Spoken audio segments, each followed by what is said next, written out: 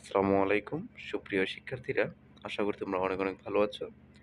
তৃতীয় শ্রেণীর বাংলাদেশ ও বিশ্ব পরিচয় বিষয়ে তোমাদের প্রথম অধ্যায় আমাদের পরিবেশ পৃষ্ঠা ১০ এবং ১১ যে পৃষ্ঠা রয়েছে পৃষ্ঠা নং সকল প্রশ্নগুলোর উত্তর তোমাদের দেখাবো নতুন বই ২০২৬ অনুসারে। তোমরা যারা নতুন বই ২০২৬ হাতে পেয়েছো, এখানে তোমাদেরকে যে আমি বই এখানে আমি এখন যেগুলো দেখাবো এগুলো হচ্ছে বইয়ের যে কাজগুলো রয়েছে সেগুলো। যেমন এখানে বলা হচ্ছে সঠিক উত্তরের পাশে টিক চিহ্ন দাও। তাহলে ক নম্বরে রয়েছে সঠিক উত্তর আছে টিক চিহ্ন দাও। যেমন এখানে ৪টি অপশন ছিল, ৪টি অপশন না লিখে আমি শুধু উত্তরটি তোমাদের জন্য বাছাই করে লিখেছি। ১ নম্বরে বলা হচ্ছে যে সামাজিক পরিবেশের উপাদান কোনটি? সামাজিক পরিবেশ মানে হচ্ছে যেটা মানুষের দ্বারা মানুষের প্রয়োজনে যেটি তৈরি করা হয়, সেগুলি হচ্ছে সামাজিক পরিবেশ। যেহেতু আমরা যদি সামাজিক পরিবেশের উপাদান দেখি তাহলে এখানে বিদ্যালয় হবে। ২ নম্বর হচ্ছে প্রাকৃতিক পরিবেশের উপাদান কোনটি? তা প্রাকৃতিক পরিবেশের উপাদান যেটা মানুষ তৈরি করতে পারে না, যেমন হচ্ছে গাছ, তাহলে গাছ হচ্ছে প্রাকৃতিক পরিবেশের উপাদান। ৩ নম্বর হচ্ছে কোনটি শীতকালীন ফল? শীতকালে বিশেষ করে কমলাটি ভালো পাওয়া যায়, এখানে কমলা হবে। ৪ নম্বর হচ্ছে কোন ফলটি সারা বছর পাওয়া যায়? এখানে সরি টু সে এখানে বলতে হচ্ছে এখানে কোন ফলই সারা বছর পাওয়া যায়? এখানে হবে লিচু হবে না, এখানে হবে কলা। লিচুর পরিবর্তে এখানে তোমরা কলা বসিয়ে কাজ করবে। এরপর রয়েছে গাছপালা আমাদের কি দেয়? গাছপালা আমাদের অক্সিজেন দেয়। খ নম্বর এখানে দেখা যাচ্ছে যে সঠিক শব্দ দিয়ে শূন্যস্থান পূরণ করতে হবে। এখানে তোমাদের সঠিক শব্দগুলো বসিয়ে শূন্যস্থানগুলো পূরণ করতে হবে। যেমন আমি যদি একটু বলি যে এখানে শূন্যস্থানগুলো তার মধ্যে রয়েছে, যেমন বাংলাদেশে গ্রীষ্মকালে কালবৈশাখী অনুভূত হয়। তাহলে এখানে গ্রীষ্মকালের জায়গায় তোমাদের শূন্যস্থান থাকতে পারে, শূন্যস্থান থাকতে পারে, কালবৈশাখীর জায়গায়ও শূন্যস্থান থাকতে পারে। এগুলো একটু লক্ষ্য করে দেখে নিবে। আমি এখানে তোমাদের বোল্ড করে দিতে ভুলে গিয়েছি। ২ নম্বর হচ্ছে অতিবৃষ্টির কারণে কখনো, কখনো বন্যা হয়। অতিবৃষ্টির কারণে কখনো, কখনো বন্যা হয়। তাহলে এখানে বন্যার নিচে মেবি শূন্যস্থান হবে। ৩ নম্বর হচ্ছে আমাদের সমাজে রয়েছে কৃষক, ব্যবসায়ী, শিক্ষক সহ বিভিন্ন পেশার মানুষ। ৪ নম্বর রয়েছে বিভিন্ন এলাকায় বিভিন্ন জাতি, ধর্ম, গোষ্ঠীর লোক বসবাস করে। ৫ নম্বর হচ্ছে আমরা নির্দিষ্ট স্থানে প্লাস্টিক, পলিথিন, ব্যাগ ও ময়লা আবর্জনা আ ফেলি বা ফেলবো। গ নম্বর হচ্ছে তোমাদের বাম পাশের বাক্যের সাথে ডান পাশের বাক্যের মিল করতে হবে। যেমন এখানে ১ নম্বর বলা হচ্ছে প্রাকৃতিক পরিবেশের উপাদানগুলোর মধ্যে যেমন নদ, নদী, খাল, বিল, হাওর-বাওর ইত্যাদি। আর ২ নম্বর হচ্ছে প্রকৃতিকে করেছে বৈচিত্র্যপূর্ণ, তাদের মধ্যে বৈচিত্র্য রয়েছে। ৩ নম্বর হচ্ছে অতিবৃষ্টির কারণে কখনো বন্যা হয়, অতিবৃষ্টির কারণে কখনো বন্যা হয়, আবার অনাবৃষ্টির কারণে কখনো খরা হয়। এরপর হচ্ছে খ নম্বর হচ্ছে গ নম্বর হচ্ছে সংক্ষিপ্ত উত্তর প্রশ্নগুলো যে ১ নম্বর প্রশ্ন হচ্ছে প্রাকৃতিক পরিবেশের কয়েকটি উপাদানের নাম বলো। যেমন প্রাকৃতিক পরিবেশের কয়েকটি উপাদানের নাম যদি আমরা একটু দেখি যে সেগুলো হচ্ছে মাটি, পানি, বায়ু, ঘাস, নদী এগুলো। ২ নম্বর হচ্ছে সামাজিক পরিবেশ কি, কি উপাদান নিয়ে গঠিত হয়? মানুষ, পরিবার, বিদ্যালয়, সমাজ, পেশা ইত্যাদি নিয়ে সামাজিক পরিবেশ গঠিত। তারপরে ৩ নম্বর রয়েছে তৃতীয়ত যে বিভিন্ন অঞ্চলে বিভিন্ন ধরনের প্রাণী দেখতে পাওয়া যায় কেন? জলবায়ু, পরিবেশ ও খাদ্যের পার্থক্যের কারণে বিভিন্ন অঞ্চলে বিভিন্ন ধরনের প্রাণী দেখা যায়। এগুলো হচ্ছে তোমাদের সংক্ষিপ্ত প্রশ্ন। এরপর বর্ণনামূলক প্রশ্নগুলো আমরা একটু দেখে নিব যে বর্ণনামূলক প্রশ্নগুলো কি, কি? যে ১ নম্বর হচ্ছে কিভাবে বৈচিত্র্যপূর্ণ প্রাকৃতিক পরিবেশ গড়ে ওঠে? আ আনসার হচ্ছে প্রাকৃতিক উপাদানসমূহের ভিন্নতার কারণে তাদের বৈচিত্র্যপূর্ণ প্রাকৃতিক পরিবেশ গড়ে ওঠে। সেগুলো হচ্ছে যে প্রাকৃতিক পরিবেশ বিভিন্ন উপাদান যেমন জলবায়ু, ভূপ্রকৃতি, মাটি, পানি, উদ্ভিদ এবং প্রাণীর সমন্বয়ে গঠিত। আ দ্বিতীয়ত হচ্ছে এসব উপাদানের তারতম্যের কারণে একেক অঞ্চলে একেক রকম প্রাকৃতিক পরিবেশ গড়ে ওঠে। যেমন মরুভূমির পরিবেশ আর বনাঞ্চলের পরিবেশ এক নয়। এসব কারণে মূলত বৈচিত্র্যপূর্ণ প্রাকৃতিক পরিবেশ লক্ষ্য করা যায়। এরপর হচ্ছে আমাদের জীবনে গাছপালার গুরুত্ব সম্পর্কে লিখতে বলা হচ্ছে ২ নম্বর যে প্রশ্নটি। আমাদের জীবনে গাছপালা কেন গুরুত্বপূর্ণ সেটি সম্পর্কে আমরা যদি একটু জানি যে অক্সিজেন সরবরাহ, খাদ্য, বাসস্থানের যোগান এবং পরিবেশের ভারসাম্য রক্ষা করা এগুলো। তারপর হচ্ছে ব্যাখ্যাটা যদি আমরা একটু দেখি যে ব্যাখ্যাটা মূলত কি হবে? অক্সিজেনের সরবরাহ। গাছপালা সালোকসংশ্লেষণ প্রক্রিয়ায় অক্সিজেন ত্যাগ করে যা আমাদের বেঁচে থাকার জন্য অপরিহার্য। খাদ্য, বাসস্থান। আমরা খাদ্য হিসেবে গাছপালার বিভিন্ন অংশ খাই এবং আ অনেক প্রাণীও গাছপালাকে খাদ্য বা বাসস্থান হিসেবে ব্যবহার করে। পরিবেশের ভারসাম্য হচ্ছে যে গাছপালা মাটি ক্ষয়রোধ করে, জলবায়ু নিয়ন্ত্রণে সাহায্য করে এবং প্রাকৃতিক পরিবেশের ভারসাম্য বজায় রাখে। এই হচ্ছে তোমাদের ২ নম্বর প্রশ্নের উত্তর। ৩ নম্বর প্রশ্ন উত্তর হচ্ছে পরিবেশের বৈচিত্র্য সংরক্ষণ করা কেন প্রয়োজন? পরিবেশের ভারসাম্য রক্ষা এবং সকল জীবের অস্তিত্ব টিকিয়ে রাখার জন্য মূলত বৈচিত্র্যগুলো পরিবেশ সংরক্ষণ করা প্রয়োজন। তার মধ্যে ভারসাম্য রক্ষা করা যেমন পরিবেশে বৈচিত্র্য না থাকলে খাদ্য শৃঙ্খল ভেঙে পড়বে এবং প্রাকৃতিক পরিবেশের ভারসাম্য নষ্ট হবে। দ্বিতীয়ত হচ্ছে জীবের অস্তিত্ব। প্রতিটি জীবই কোনো না কোনোভাবে পরিবেশের উপর নির্ভরশীল। বৈচিত্র্যপূর্ণ পরিবেশ না থাকলে অনেক প্রজাতি বিলুপ্ত হয়ে যাবে, যা মানুষের অস্তিত্বের জন্য হুমকি। তৃতীয়ত হচ্ছে প্রাকৃতিক সম্পদ, যে পরিবেশের বৈচিত্র্য আমাদের বিভিন্ন প্রাকৃতিক সম্পদ, যেমন ঔষধ, খাদ্য সরবরাহ করে, যা সংরক্ষণ করা প্রয়োজন। আমাদের পরিবেশ অধ্যায়ের উপর ভিত্তি করে নিচে গুরুত্বপূর্ণ প্রশ্ন উত্তরগুলো সাজিয়ে দেওয়া হলো। মানে হচ্ছে আমাদের পরিবেশ প্রত্যেকটি পৃষ্ঠা থেকে তোমাদের এখানে এমসিকিউ, সিকিউর কাজগুলো রয়েছে। তোমরা চাইলে এগুলো দেখে নিতে পারো। আমি তোমাদেরকে দিয়ে দিচ্ছি। এটা হচ্ছে অতিরিক্ত। আমরা এতক্ষণ যেগুলো দেখেছি সেগুলো হচ্ছে বইয়ের প্রশ্নগুলোর উত্তর। আমরা এখন, তোমরা যদি ভালোভাবে জানতে চাও যে প্রত্যেকটা অধ্যায়ের মধ্যে, প্রত্যেকটা পৃষ্ঠার মধ্যে কি, কি রয়েছে, সেগুলো যদি একটু লক্ষ্য করো, এই অধ্যায়েরই প্রথম অধ্যায়েই তোমাদের আ এই সঠিক উত্তরগুলো আমি তোমাদের সাজেস্ট করেছি ১০ টি সঠিক উত্তর এমসিকিউ। আমি এখানে উত্তর সহ দিয়ে দিয়েছি। তোমরা চাইলে এগুলো দেখে নিতে পারো। আমি একটু স্ক্রল করে যাচ্ছি। আমি পড়ছি না। তোমরা একটু দেখে মিলিয়ে নিবে এগুলো। কারণ হচ্ছে এগুলো যেহেতু তোমাদের অতিরিক্ত অংশ, সেহেতু এখানে বলা দরকার নেই। এগুলো ইয়া করলে হবে। ৯ নম্বর, ১০ নম্বর হচ্ছে তোমাদের সঠিক উত্তর। এরপর ২০ টি তোমাদের শূন্যস্থান পূরণ রয়েছে। এখানে ২০ টি শূন্যস্থান পূরণ রয়েছে, যেগুলোর মধ্যে কালো দাগ রয়েছে সেগুলো হচ্ছে শূন্যস্থান হবে। এখানে ২০ টি তোমাদেরকে দেখাচ্ছি আমি। এখানে এই যে তোমাদের ২০ টি শূন্যস্থান রয়েছে। আর রয়েছে ২০ টি সংক্ষিপ্ত প্রশ্ন। এই যে এখানে তোমরা ২০ টি সংক্ষিপ্ত প্রশ্ন পেয়ে যাবে। যে নদীতে কোন যানবাহন চলে, নদীতে নৌকা যানবাহন চলে। এরকম করে এখানে ২০ টি সরি আ স সংক্ষিপ্ত প্রশ্ন রয়েছে। তারপর হচ্ছে ১০ টি বর্ণনামূলক প্রশ্ন। বর্ণনামূলক প্রশ্নগুলো আমি তোমাদের জন্য দিয়ে দিয়েছি, যে যাতে করে তোমাদের একটা অধ্যায়ের উপর কোনো সমস্যা না থাকে, সেজন্য এগুলো অতিরিক্ত অংশ থেকে, যে তোমরা অতিরিক্ত অংশ থেকে এই প্রশ্নগুলো যদি দেখো তাহলে দেখবে যে তোমার আর কোনো প্রবলেম হচ্ছে না। তোমরা খুব সহজে বুঝতে পারছো, আনসার করতে পারবে এগুলো। তোমরা একটু স্ক্রল করে আটকে রেখে রেখে দেখে নিবে যে এগুলোর উত্তরগুলো যদি তোমরা পারো একটু নোট করে ফেলতে পারো, চাইলে লিখে রাখতে পারো। তৃতীয় শ্রেণীর শিক্ষার্থীরা যারা রয়েছে, তোমাদেরকে প্রথমে বলবো, তোমরা যদি আমাদের বেড়ালা স্টাডি পয়েন্ট চ্যানেলটিতে নতুন হয়ে থাকো তাহলে চ্যানেলটি সাবস্ক্রাইব করে বেল বাটনে ক্লিক করে আমাদের সঙ্গে থাকবে, এই জন্য যে আমাদের দেওয়া প্রত্যেকটি প্রশ্নের উত্তর যেন তোমরা খুব সহজে পেয়ে যাও, তোমাদের কাছে যেন চলে যায়, নোটিফিকেশনগুলো তোমাদের কাছে চলে যায়। সেজন্য বলবো তোমরা চ্যানেলটি সাবস্ক্রাইব করে বেল বাটনে ক্লিক রাখবে, এবং ভিডিওটি ভালো লেগে থাকলে লাইক, কমেন্ট এবং শেয়ার করে সাথেই থাকবে। এ হচ্ছে তোমাদের বর্ণনামূলক প্রশ্নগুলো দেখতে পাচ্ছ। পরিবেশের বৈচিত্র্য নষ্ট হওয়ার ৩টি কারণ লিখতে বলা হচ্ছে। তারপর আমাদের চারপাশ পরিষ্কার রাখা কেন জরুরি? ৯টি। এরপরে এ হচ্ছে তোমাদের প্রশ্নগুলো। আর এখানে হচ্ছে ১০ নম্বর, শিক্ষা প্রতিষ্ঠানের গুরুত্ব সামাজিক পরিবেশে কি? এই যেগুলো। তো সুপ্রিয় শিক্ষার্থীরা, আশা করি বুঝতে পেরেছ। পরবর্তী ভিডিওগুলো দেখার জন্য অনেক অনুরোধ রইল। তোমাদেরকে অসংখ্য, অসংখ্য ধন্যবাদ পুরো ভিডিও দেখার জন্য। Thank you so much. আসসালামু আলাইকুম। তৃতীয় শ্রেণী বিজ্ঞান পৃষ্ঠা ১০, প্রথম অধ্যায়ের বইয়ের প্রশ্নের উত্তর, নতুন বই ২০২৬ অনুসারে প্রথমত তোমাদের এখানে যে সঠিক উত্তরগুলো রয়েছে, বইয়ের কাজগুলো আমরা একটু দেখে নেব, যে বইয়ের ১০ পৃষ্ঠায় কোন, কোন প্রশ্নগুলো রয়েছে সে প্রশ্নগুলো এখানে উত্তর আমি তোমাদেরকে দেখানোর চেষ্টা করব। পুরো ভিডিওটি তোমরা মনোযোগ সহকারে দেখবে। এখানে প্রথমত তোমরা দেখতে পাচ্ছ ১ নম্বর হচ্ছে সঠিক উত্তর। সঠিক উত্তর টিক চিহ্ন দেই। ১ নম্বর হচ্ছে নিচের কোন উদ্ভিদের ফুল হয় না, সেটা হচ্ছে ফার্ন। ২ নম্বর হচ্ছে উদ্ভিদের কোন অংশ খাদ্য প্রস্তুত করে, সেটা হচ্ছে পাতা। ৩ নম্বর হচ্ছে নিচের কোন উদ্ভিদের মূল মাটির অনেক গভীরে যায়, সেটা হচ্ছে জাম। জাম গাছের মূল কিন্তু অনেক গভীরে যায়। আর দ্বিতীয়ত হচ্ছে সংক্ষিপ্ত যে প্রশ্নগুলো রয়েছে, সংক্ষিপ্ত প্রশ্নগুলো, যে উদ্ভিদের প্রধান অংশ কয়টি ও কি, কি? উদ্ভিদের প্রধান অংশ হচ্ছে ৩টি। যেমন হচ্ছে মূল, কাণ্ড ও পাতা, এই ৩টি অংশ। এরপর হচ্ছে অপুষ্পক উদ্ভিদ কোন পরিবেশে জন্মায়? অপুষ্পক উদ্ভিদ সাধারণত স্যাঁতসেঁতে ও ছায়াযুক্ত পরিবেশে জন্মায়। এরপর হচ্ছে উদ্ভিদ পানি শোষণ করে কি দিয়ে? উদ্ভিদ পানি শোষণ করে মূলত মূল দিয়ে। উদ্ভিদ মূল দিয়ে পানি শোষণ করে থাকে। এরপর তোমাদের রয়েছে বর্ণনামূলক প্রশ্নগুলো। যে বর্ণনামূলক প্রশ্নগুলো বলা হচ্ছে যে বৃক্ষজাতীয় উদ্ভিদের বৈশিষ্ট্য কি, কি? বৃক্ষজাতীয় মানে হচ্ছে যে গাছগুলো আমাদের ফল দেয়, যেগুলোর মধ্যে ফল হয় সেগুলো হচ্ছে বৃক্ষজাতীয় উদ্ভিদ। বিশেষ করে সেগুলোর বৈশিষ্ট্যগুলো সম্পর্কে যদি আমরা একটু জানি, যে সেগুলোর কাণ্ড হয় শক্ত ও মোটা। কাণ্ড শক্ত ও মোটা হয়।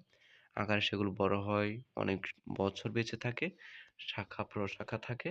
উদাহরণস্বরূপ আমরা বলতে পারি আম গাছ, জাম গাছ, কাঁঠাল গাছ, এগুলো আকারে অনেক বড় হয়ে থাকে, অনেক বছর বাঁচে, শাখা-প্রশাখা তাদের বৃদ্ধি পায়। কাণ্ড শক্ত ও মোটা হয়ে থাকে তাদের। এই অনুযায়ী আমরা বুঝতে পারি যে বৃক্ষজাতীয় উদ্ভিদের বৈশিষ্ট্য হচ্ছে এগুলো। তারপর খ নম্বর হচ্ছে গাছে ফুল ছিঁড়ে কি সমস্যা হবে? গাছে ফুল ছিঁড়লে ফল ও বীজ হবে না। যদি গাছ থেকে আমরা ফুলগুলো ছিঁড়ে ফেলি তাহলে সেখান থেকে ফল ও বীজ হবে না। ফলে গাছের বংশবিস্তার ব্যাহত হবে। ফলে আস্তে, আস্তে দেখা যাবে গাছের যে একটা বংশবিস্তার সেটা কমে যাবে। অবশেষে আমরা বিভিন্ন সমস্যায় ভুগবো। গ নম্বর হচ্ছে পরিবেশ পরিচিতি একটি উদ্ভিদ আঁকি এবং সেখানে মূল, কাণ্ড, পাতা চিহ্নিত করি। এখানে আমি তোমাদের দিয়ে দিয়েছি যে পরীক্ষার খাতায় একটি গাছ এঁকে মূল, কাণ্ড এবং পাতা আলাদা করে চিহ্নিত করতে হবে। এখানে তোমরা বাসায় চাইলে একটু প্র্যাকটিস করতে পারো যে একটা চিত্র এঁকে সেখান থেকে মূল, কাণ্ড এবং পাতাগুলো তোমরা আলাদা করে চিহ্নিত করবে। চিহ্নিত করলেই দেখবে যে হয়ে যাচ্ছে। তারপরে শেষ প্রশ্ন যেটি রয়েছে যে কাণ্ডের গঠন অনুযায়ী কত ধরনের উদ্ভিদ পাওয়া যায়? উদাহরণসহ লিখতে বলা হচ্ছে। কাণ্ডের গঠন অনুযায়ী উদ্ভিদ ৩ ধরনের। বৃক্ষজাতীয় উদ্ভিদ যেমন আম, গুল্ম জাতীয় উদ্ভিদ হচ্ছে গোলাপ, ভেষজ জাতীয় উদ্ভিদ হচ্ছে ধান। এগুলো হচ্ছে কাণ্ডের গঠন অনুযায়ী কত ধরনের উদ্ভিদ পাওয়া যায় এগুলো। তো সুপ্রিয় শিক্ষার্থীরা আশা করি তোমরা বুঝতে পেরেছো। না বুঝতে থাকলে অবশ্যই তোমরা আমাদের এখানে হোয়াটসঅ্যাপ লিংক দেওয়া থাকবে সেখানে তোমরা কমেন্ট করতে পারো। তোমাদেরকে অসংখ্য অসংখ্য ধন্যবাদ পুরো ভিডিও দেখার জন্য। পরবর্তী ভিডিওগুলো দেখার জন্য অনুরোধ রইলো। তোমাদের প্রত্যেকটি অধ্যায়ের উপর ৩য় শ্রেণী যারা রয়েছে তোমাদের প্রত্যেকটি অধ্যায়ের উপর এখানে প্রশ্নগুলো উত্তর দেওয়া হবে। দেখার জন্য অনুরোধ রইলো। Thank you so much. ৩য় শ্রেণী বিজ্ঞান প্রাণী পরিচিতি ২য় অধ্যায়ের সকল প্রশ্নের উত্তর নতুন বই ২০২৬ অনুসারে তোমরা যারা নতুন বই হাতে পেয়েছো তোমাদের বিজ্ঞান বিষয়ের ২য় অধ্যায়ে যে প্রশ্নগুলো রয়েছে বইয়ের সকল প্রশ্নগুলোর উত্তর দেওয়ার চেষ্টা করো। পুরো ভিডিওটি তোমরা মনোযোগ সহকারে দেখবে। ৩য় শ্রেণী তোমরা বিজ্ঞান বিষয়ে যারা রয়েছে তোমরা একটু ভালো মনোযোগ সহকারে দেখো যে এখানে ১ নম্বর তোমাদের রয়েছে সঠিক উত্তরে টিক চিহ্ন দাও। যে সঠিক উত্তরে টিক চিহ্ন দিবে তোমরা এখানে ১ নম্বরে হচ্ছে যে নিচের কোন প্রাণী স্তন্যপায়ী সেটা হচ্ছে তিমি। ২য় নম্বর হচ্ছে নিচের কোন প্রাণী মেরুদণ্ডী সেটা হচ্ছে সাপ। তারপরে হচ্ছে পতঙ্গ জাতীয় প্রাণীর কয়টি পা থাকে? পতঙ্গ জাতীয় প্রাণী বিশেষ করে ৬টি পা থাকে। এখানে ৪টি আছে, একটু ভুল হবে। সঠিক উত্তর হবে ৬টি। ২ নম্বর এখানে নিচে উল্লেখিত শব্দগুলো থেকে সঠিক শব্দ দিয়ে শূন্যস্থান পূরণ করতে হবে। যেমন এখানে মেরুদণ্ড, ঘাসফড়িং, পতঙ্গ, পালক, ইলিশ মাছ এগুলো দেওয়া আছে। তাহলে এখানে তোমাদের শূন্যস্থানে বসে কাজ করতে হবে। যেমন পানিতে বাস করলে বাচ্চা জন্ম দেয় সেটা হচ্ছে ইলিশ মাছ। তারপর তোমাদের খ নম্বর হবে যে প্রাণীর দেহকে দৃঢ় করে সেটা হচ্ছে মেরুদণ্ড। আর গ নম্বর হচ্ছে অ্যান্টেনা বা সুর পাওয়া যায় হচ্ছে পতঙ্গ জাতীয় প্রাণীর দেহে থেকে। অ্যান্টেনা বা সুর পাওয়া যায় তাদের থেকে। ৩ নম্বর রয়েছে তোমাদের সংক্ষিপ্ত প্রশ্নগুলো, যে সংক্ষিপ্ত প্রশ্নগুলোর মধ্যে রয়েছে পতঙ্গ জাতীয় প্রাণীর ২টি বৈশিষ্ট্য হলো যে এদের শরীর ৩ ভাগে বিভক্ত, এদের ৬টি পা থাকে। এগুলো হচ্ছে পতঙ্গ জাতির বৈশিষ্ট্য। পতঙ্গ জাতীয় যে প্রাণীগুলো আছে সেগুলোর বৈশিষ্ট্য হচ্ছে যে তাদের ৬টি পা থাকে এবং এরা ৩ ভাগে হচ্ছে বিভক্ত। তারপর খ নম্বর হচ্ছে উভচর প্রাণীদের দেহ কি ধরনের হয় তা লেখো। যেমন উভচর প্রাণীদের দেহ সাধারণত মসৃণ ও বেজা হয়ে থাকে। গ নম্বর হচ্ছে প্রাণীরা পা কি কি কাজে ব্যবহার করে তা লেখো। যে প্রাণীরা হাঁটা, দৌড়ানো, লাফানো ও চলাচলের জন্য পা ব্যবহার করে থাকে।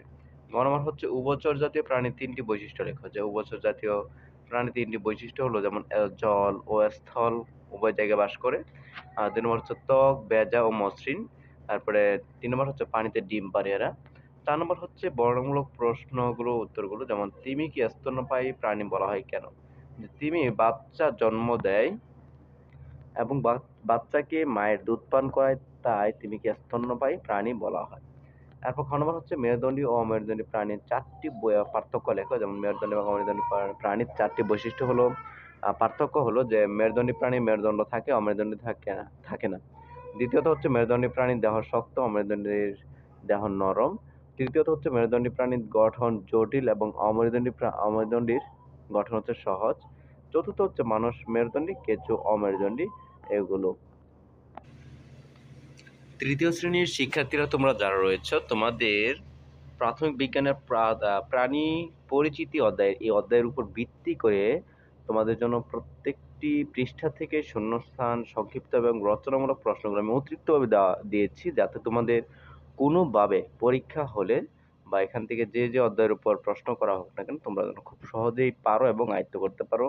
যেমন এখানে তোমরা দেখতে পাচ্ছ শূন্যস্থান পূরণ। আমি এখানে তোমাদের জন্য 10টি তৈরি করেছি। যেমন প্রাণীদের চলন, খাদ্য গ্রহণ এবং দেহের গঠন আলাদা হয়। এরকম করে আমি এখানে একটু স্ক্রল করে যাচ্ছি। তারপর 2 নম্বর হচ্ছে অধিকাংশ প্রাণীর চোখ, কান এবং মুখ থাকে। তারপর হচ্ছে মাছ পাখনার সাহায্যে পানিতে সাঁতার কাটে। এখানে যেগুলোর মধ্যে কালো দাগ রয়েছে সেগুলোতে শূন্যস্থান পূরণ করতে হবে। 4 নম্বর হচ্ছে যে ব্যাঙ একটি উভচর প্রাণী। পতঙ্গের দেহে সাধারণত 3 জোড়া পা থাকে। 6 নম্বর হচ্ছে হাড়ের উপস্থিতির ভিত্তিতে প্রাণীকে 2 ভাগে ভাগ করা যায়। 7 নম্বর হচ্ছে যাদের মেরুদণ্ড আছে তাদের মেরুদণ্ডী প্রাণী বলে। 8 নম্বর হচ্ছে পাখির দেহ পালক দিয়ে ঢাকা থাকে। 9 নম্বর হচ্ছে স্তন্যপায়ী প্রাণীরা তাদের বাচ্চাদের বুকের দুধ খাওয়ায়। স্তন্যপায়ী যে প্রাণীরা রয়েছে তাদের বাচ্চাদের বুকের দুধ খাওয়ায় মূলত। তারপর 10 নম্বর হচ্ছে মাকড়সা কোনো পতঙ্গ নয়। মাকড়সা কোনো পতঙ্গ নয়। দ্বিতীয়ত রয়েছে তোমাদের 2 নম্বর রয়েছে সংক্ষিপ্ত প্রশ্ন উত্তর। এখানে আমি তোমাদের জন্য 20টি প্রশ্ন উত্তর করেছি। 20টি প্রশ্ন উত্তর কি কি হবে একটু দেখে নাও। যে প্রথমত হচ্ছে প্রাণী কিসের সাহায্যে চারপাশের সবকিছু দেখে? সেটা হচ্ছে চোখের সাহায্যে। দ্বিতীয়ত হচ্ছে পাখি ও মাছের চলাচলের অঙ্গের নাম কি? পাখি এবং মাছ যেগুলো তারা চলাচল করে থাকে সেগুলো হচ্ছে পাখির ডানা এবং মাছের পাখনা। 3 নম্বর হচ্ছে মেরুদণ্ড কাকে বলে? প্রাণীর পিঠের দিকে ছোট ছোট এক সারি হাড় নিয়ে গঠিত শক্ত অংশকে মূলত মেরুদণ্ড বলা হয়। চতুর্থ হচ্ছে যে মেরুদণ্ডী প্রাণীকে কয়টি দলে ভাগ করা যায়? 5টি। 5টি দলে, যে মাছ, উভচর, সরীসৃপ, পাখি ও স্তন্যপায়ী মেরুদণ্ডী প্রাণীকে এই মূলত দলে ভাগ করা যায়। 5 নম্বর হচ্ছে 2টি অমেরুদণ্ডী প্রাণীর নাম লিখতে বলা হচ্ছে, যেমন কেঁচো এবং শামুক। পতঙ্গের দেহের প্রধান 3টি অংশ কি কি? যে পতঙ্গের 3টি অংশের নাম হচ্ছে মস্তক, বক্ষ ও উদর। 7 নম্বর হচ্ছে উভচর প্রাণী কাকে বলে? যেসব প্রাণী জল ও স্থল উভয় জায়গায় বাস করে তাদেরকে মূলত উভচর প্রাণী বলা হয়, যেমন আমরা দেখে থাকি ব্যাঙ। 8 নম্বর হচ্ছে মাছের দেহ কি দিয়ে ঢাকা থাকে? মাছের দেহ, অধিকাংশ মাছের দেহ আঁশ দিয়ে ঢাকা থাকে। এগুলো হচ্ছে তোমাদের। এরপর 9 নম্বর দেখতে পাচ্ছ যে সরীসৃপ প্রাণীরা কিভাবে চলাচল করে? সরীসৃপ প্রাণীরা পা দিয়ে হাঁটে অথবা বুকে ভর দিয়ে চলে। এখন কথা হচ্ছে আমি তোমাদের এই যে প্রশ্নগুলো দিচ্ছি এগুলো কিন্তু তোমাদের বইয়ের প্রশ্ন, এগুলো হচ্ছে অতিরিক্ত প্রশ্নগুলো দিচ্ছি আমি, যাতে তোমরা পরীক্ষার জন্য ভালোভাবে একটা প্রিপারেশন নিতে পারো। প্রত্যেকটা অধ্যায়ের প্রতি তোমাদের একটা ভালো একটা ধারণা থাকে, সেজন্য মূলত আমি তোমাদের অতিরিক্ত অংশ থেকে কাজগুলো দিচ্ছি। বুঝতে পারছো তোমরা? আর এরপর 10 নম্বর হচ্ছে তোমাদের পাখির একটি প্রধান বৈশিষ্ট্য লেখো। যে পাখির একটি প্রধান বৈশিষ্ট্য কি? যে পাখির দেহ পালক দিয়ে ঢাকা থাকে এবং এরা সাধারণত ডিম পাড়ে। 11 নম্বর হচ্ছে স্তন্যপায়ী প্রাণীর 2টি উদাহরণ দাও। যেমন স্তন্যপায়ী প্রাণীর যদি 2টা উদাহরণ দাও, একটা হচ্ছে মানুষ এবং একটা হচ্ছে গরু। 12 নম্বর হচ্ছে কোন স্তন্যপায়ী প্রাণী উড়তে পারে? যেমন বাদুড় কিন্তু উড়তে পারে, তারা কিন্তু স্তন্যপায়ী প্রাণী, কারণ তারা আহ তাদের সন্তানকে তাদের দুধ খাওয়িয়ে থাকে। 4 নম্বর হচ্ছে কোন স্তন্যপায়ী প্রাণী পানিতে বাস করে? যেমন তিমি এবং ডলফিন, তারা কিন্তু স্তন্যপায়ী প্রাণী, এমনকি তারা পানিতে বাস করে। 14 নম্বর হচ্ছে মাকড়সা কেন পতঙ্গ নয়? মাকড়সা 8টি পা থাকে কিন্তু পতঙ্গের 6টি পা থাকে, তাই মাকড়সা পতঙ্গ নয়। পতঙ্গ প্রাণী তাদেরকে বলা হয় যাদের 6টি পা থাকে, তাই মাকড়সার 8টি পা থাকে, যার কারণে মাকড়সা কখনোই পতঙ্গ হতে পারবে না। 15 নম্বর হচ্ছে পতঙ্গের মাথায় যে শুঁড় থাকে তাকে কি বলে? এটাকে বলা হয় অ্যান্টেনা। যে শুঁড়ের মতো থাকে এটাকে বলা হয় অ্যান্টেনা বলা হয়। মাছ কিসের সাহায্যে শ্বাসকার্য চালায়? মাছ মূলত ফুলকার সাহায্যে শ্বাসকার্য চালায়। 17 নম্বর প্রশ্ন হচ্ছে যে কুমির কোন শ্রেণীর প্রাণী? কুমির হচ্ছে সরীসৃপ প্রাণী, সরীসৃপ শ্রেণীর প্রাণী, কারণ হচ্ছে তারা বুকে ভর দিয়ে চলে। 18 নম্বর হচ্ছে শামুকের দেহের আবরণ কেমন? যে শামুকের দেহের আবরণ হচ্ছে শক্ত খোলস দিয়ে ঢাকা। 19 নম্বর হচ্ছে চিংড়ি কি ধরনের প্রাণী? চিংড়ি হচ্ছে একটি অমেরুদণ্ডী প্রাণী, কারণ তাদের মেরুদণ্ড নেই। প্রাণী কেন এক জায়গা থেকে অন্য জায়গায় চলাচল করে? খাদ্য সংগ্রহ এবং নিজেকে রক্ষা করার জন্য মূলত তারা এক জায়গা থেকে অন্য জায়গায় চলাচল করে। 3 নম্বর যদি আমরা একটু দেখি যে রচনামূলক প্রশ্ন ও উত্তর। এখানে 10টি প্রশ্ন তোমাদের জন্য তৈরি করেছি এবং 10টি প্রশ্ন উত্তরগুলো আমি দিয়ে দিয়েছি।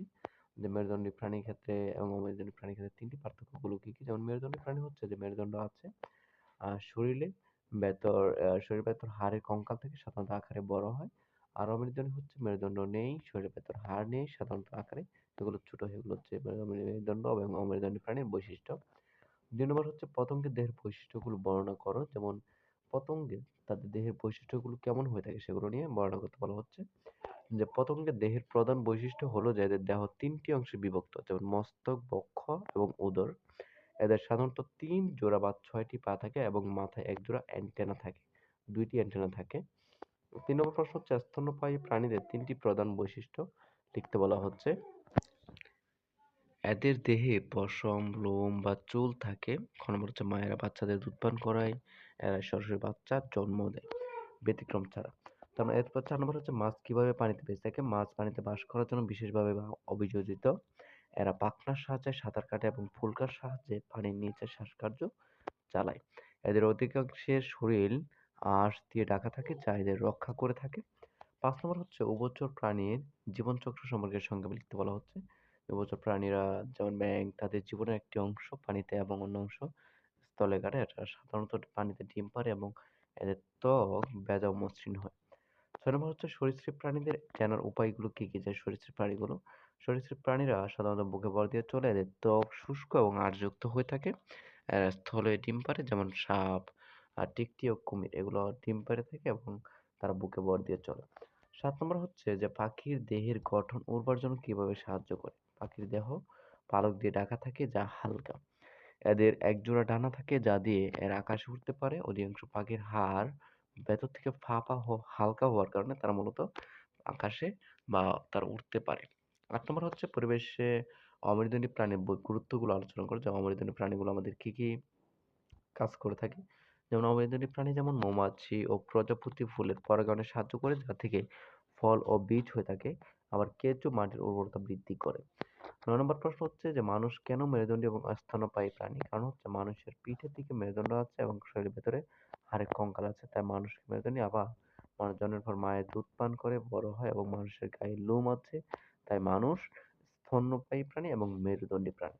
এই জন্য তাদেরকে এটা বলা হয়েছে। ১০ নম্বর হচ্ছে একটি ব্যাঙ ও একটি মাছের মধ্যে কি কি মিল ও অমিল আছে? মিল হচ্ছে যে উভয় মেরুদণ্ডী প্রাণী এবং উভয় পানিতে ডিম পাড়ে। আরেকটা হচ্ছে যে অমিল হচ্ছে মাছ সারা জীবন পানিতে থাকে কিন্তু ব্যাঙ জল ও স্থল উভয় স্থানে থাকে। মাছ ফুলকা দিয়ে শ্বাস নেয় কিন্তু পূর্ণবয়স্ক ব্যাঙ ফুসফুস এবং ত্বক দিয়ে শ্বাস নেয়। তো সুপ্রিয় শিক্ষার্থীরা, আশা করি তোমরা বুঝতে পেরেছ। তোমাদের এখান থেকে এটা যদি তোমরা শেষ কর, যেভাবেই তোমরা পড়ো না কেন, যেভাবেই শেষ করো না কেন, যদি ভালোভাবে শেষ করতে পারো, তোমরা দেখবে যে ভালো একটা রেজাল্ট করতে পারো। ভালোভাবে প্রশ্ন উত্তরগুলো আয়ত্ত করতে পারবে। প্রত্যেকটা অধ্যায় সম্পর্কে তোমাদের একটা ভালো একটা ধারণা থাকবে। তো আজকের জন্য বিদায় নিচ্ছি। থ্যাংক ইউ সো মাচ ভিডিওটি দেখার জন্য। আর তোমাদেরকে বলবো আমাদের চ্যানেলটিতে যদি নতুন হয়ে থাকো তোমরা, তাহলে চ্যানেলটি সাবস্ক্রাইব করে বেল বাটনে ক্লিক করে আমাদের সাথে থাকবে এবং ভিডিওটি ভালো লেগে থাকলে লাইক, কমেন্ট এবং শেয়ার করে সঙ্গে থাকবে। Thank you so much. আসসালামু আলাইকুম সুপ্রিয় শিক্ষার্থীরা, চতুর্থ শ্রেণীর ইংরেজি বিষয়ে তোমাদের আজকে পঞ্চম অধ্যায়ের তোমাদের এখানে যে প্রশ্নগুলো রয়েছে সেগুলো নিয়ে আজকে আলোচনা করব। পুরো ভিডিওটি তোমরা মনোযোগ সহকারে দেখবে। তো তোমরা দেখতে পাচ্ছ পঞ্চম অধ্যায়ে এখানে একটি প্যাসেজ রয়েছে। প্রথমত তোমরা এখানে দেওয়া যে প্যাসেজটি রয়েছে সেই প্যাসেজটি পড়বে। যেমন এখানে বলা হচ্ছে যে Alia is a student of class 4, she is one of the little doctors of our school. Little doctor works for the physical wellbeing of students. আমি এখানে দাগ দিয়ে দেখাতে পারছি না, হাতে এমনি পড়ছি, তোমরা একটু উপরের দিকে দেখবে যে আমি কোন জায়গায় আছি, একটু মিলিয়ে নেবে। She visits class and takes measurement of the height, weight, and temperature of students. She helps to distribute deworming tablets and vitamin capsules among the students. She suggests the students to take the deworming tablets after meal. She asks them to drink safe water. She also asks the students to wash hands before taking food. Area keeps the health records of the students. When students feel sick or Jane's hurt, she responds quickly with a first aid box. She also informed teachers in case of an emergency. Alice enjoys her work as little doctor. এখান থেকে তোমরা দেখতে পাচ্ছ এখানে এই প্যাচটির উপর নির্ভর করে এখানে 2.2.1 এখানে বলা হচ্ছে প্রশ্নগুলোর উত্তর দেওয়ার জন্য। সেখানে কি বলছে আমরা একটু পড়ি যে ask and answer the following question in pairs, write the answer in your exercise book. তো এখানে 1 নম্বর প্রশ্ন বলা হচ্ছে যে what does Alia Alia do as a little doctor. আমরা সবগুলো প্রশ্ন উত্তরগুলো দেখে নিই বা আমরা আগে প্রশ্নটা বুঝে নিই, পড়ে নিই, সেজন্য আমি এখানে বলছি। বিনর বলা হচ্ছে when should students take the deworming tablets. 3 নম্বর হচ্ছে what advice does Ali give to students about water. 3 নম্বর হচ্ছে what does Ali do if a student feels sick or gets hurt. এই নম্বর হচ্ছে why do you think Alia enjoys her work as a little doctor. এই হচ্ছে 5টা প্রশ্ন। এই 5টা প্রশ্ন উত্তর তোমরা ভালোভাবে বুঝে নিবে, বুঝে পড়ে নিবে এবং সেখান থেকে আমি উত্তরগুলো এখন দেখাই দিব তোমাদের। এছাড়াও এখানে তোমাদের যে কাজগুলো রয়েছে সেগুলো তোমরা দেখতে পাচ্ছ যে আসলে পারবে কিনা। আমি এখানে দিচ্ছি, এখানে কিছু কাজ রয়েছে সেটা আমরা দেখব যে এখানে কি হবে। Class 4 English Unit 5 page 13 and 14 solve new book 2026। তোমাদের এখান থেকে যে তোমাদের 2.1 থেকে যে প্রশ্নগুলো রয়েছিল সেই প্রশ্নগুলোর উত্তর আমি এখানে অলরেডি তোমাদের জন্য লিখে দিয়েছি। এখানে বলা হচ্ছিল যে what does Alia do as a little doctor, তাহলে এটা আনসারটা এখানে হবে যে as a little doctor Alia works for the physical well-being of students. She takes measurements of their height, weight, and temperature and helps distribute deworming tablets and vitamin capsules. She also keeps health records and provides first aid when needed. বিনয়ের প্রশ্ন এখানে হচ্ছে যে when should students take the deworming tablets? এখানে প্রশ্ন উত্তরটা হবে students should take the deworming tablets after a meal.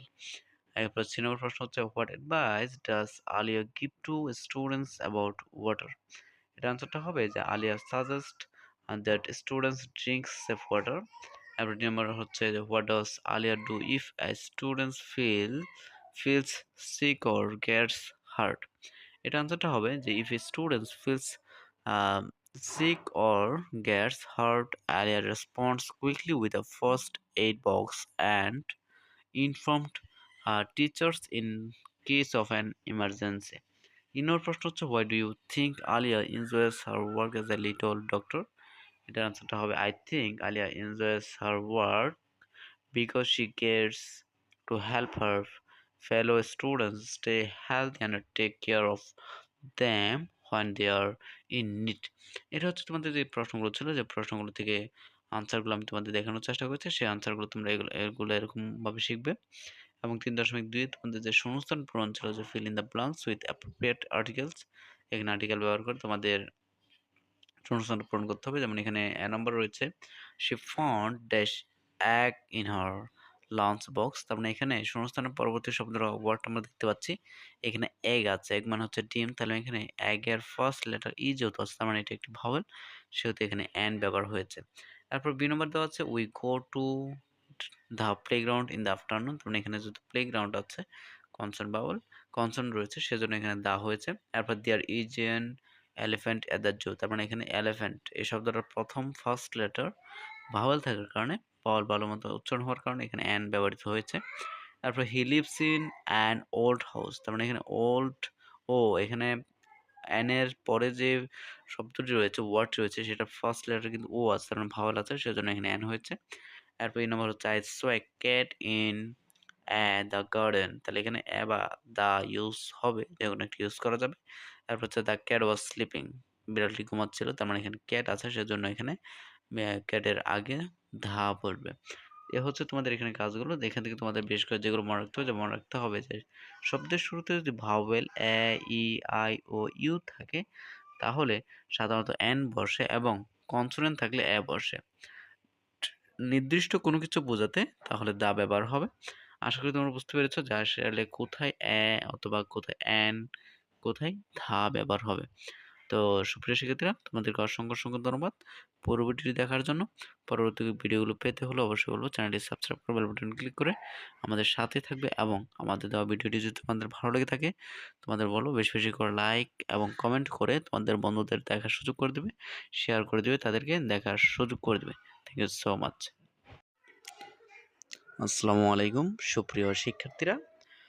চতুর্থ শ্রেণী বিজ্ঞান প্রথম অধ্যায় জীবের বৃদ্ধি ও প্রজনন অধ্যায় থেকে তোমাদের পৃষ্ঠা 11 পৃষ্ঠা থেকে নতুন বই 2026 সালে তোমাদের তোমরা যারা নতুন বই হাতে পেয়েছো তোমাদের এই অধ্যায়টি প্রথম অধ্যায়টি নিয়ে আজকে আলোচনা করব। পুরো ভিডিওটি তোমরা মনোযোগ সহকারে দেখবে এবং আমাদের এই চ্যানেলটি যদি তোমরা নতুন হয়ে থাকো তাহলে অবশ্যই চ্যানেলটি সাবস্ক্রাইব করে বেল বাটনে ক্লিক করে আমাদের সাথেই থাকবে।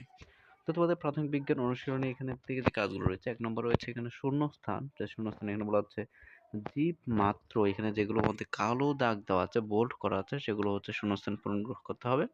যে জীব মাত্র মাত্রই খাদ্য শক্তি গ্রহণ করে। খাদ্য তৈরির জন্য উদ্ভিদের সূর্যের আলো, পানি ও বায়ু প্রয়োজন। আর ফুলের উজ্জ্বল ও রঙিন অংশ হলো পাপড়ি বা দল। বীজ থেকে নতুন উদ্ভিদ চারাগাছ হয়। ২ নম্বর হচ্ছে সঠিক উত্তরে টিক চিহ্ন দাও। যেমন এখানে সঠিক উত্তরগুলো টিক চিহ্ন দিতে হবে। যেমন এখানে বলা হচ্ছে খাদ্য তৈরি করার সময় উদ্ভিদ কি ত্যাগ করে? সেটা হচ্ছে অক্সিজেন হবে। জীবের শক্তি কোথা থেকে আসে? সেটা হচ্ছে খাদ্য। এরপর হচ্ছে ফুলের কোন অংশ কুড়ি অবস্থায় অন্যান্য অংশকে রক্ষা করে? সেটা হচ্ছে বৃদ্ধি। এরপর দেখতে পাচ্ছ তোমার ৩ নম্বর রয়েছে শুদ্ধ বাক্যে সু অথবা অশুদ্ধ বাক্যে অ লিখি। এখানে কাজ করতে হবে। যেমন উদ্ভিদ নিজের খাদ্য নিজেই তৈরি করে, সেটা হচ্ছে শুদ্ধ। গাছের পাতায় পরাগরেণু উৎপন্ন হয়, সেটা হচ্ছে অ। পরাগরেণু ফুলে উৎপন্ন হয়, শুদ্ধ, এটা হবে অশুদ্ধ। এর গ নম্বর হচ্ছে শ্বাস গ্রহণের সময় উদ্ভিদ অক্সিজেন গ্রহণ করে, এটা হচ্ছে সু, মানে হচ্ছে শুদ্ধ। ৪ নম্বর দেখতে পাচ্ছ তোমরা সংক্ষিপ্ত প্রশ্ন রয়েছে, যে সংক্ষিপ্ত প্রশ্নগুলো এখানে যে ক নম্বর হচ্ছে উদ্ভিদের কোন অংশে বীজ থাকে? উদ্ভিদের ফলের ভিতরে বীজ থাকে। খ নম্বর হচ্ছে বীজ থেকে চারা গাছ জন্মাতে কি কি প্রয়োজন হয়? বীজ থেকে চারা গাছ জন্মাতে পর্যাপ্ত পানি, বায়ু এবং তাপের প্রয়োজন হয়। ৫ নম্বর রয়েছে তোমাদের বর্ণমূলক প্রশ্নগুলো। বর্ণমূলক প্রশ্নগুলো একটু তোমরা ভালোভাবে পড়বে। যে এখানে বলা হচ্ছে ফুলের বিভিন্ন অংশের কাজ বর্ণনা করো। যে একটি আদর্শ ফুলের প্রধান ৪টি অংশ থাকে। বৃত্তি, যে কুড়ি অবস্থায় ফুলকে রোদ বৃষ্টি থেকে রক্ষা করে। ২ নম্বর হচ্ছে দল বা পাপড়ি, রঙিন হয়ে পতঙ্গকে আকর্ষণ করে পরাগায়নে সাহায্য করে। ৩ হচ্ছে পুংকেশর, যে পরাগরেণু উৎপন্ন করে প্রজননে অংশ নেয়। ৪ হচ্ছে স্ত্রীকেশর, গর্ভাশয়ে ডিম্বক তৈরি করে, যা পরবর্তীতে বীজে পরিণত হয়। এ হচ্ছে তোমাদের ফুলের বিভিন্ন অংশের যে কাজগুলো, সেটা চিত্রসহ বর্ণনা করতে বলা হচ্ছে।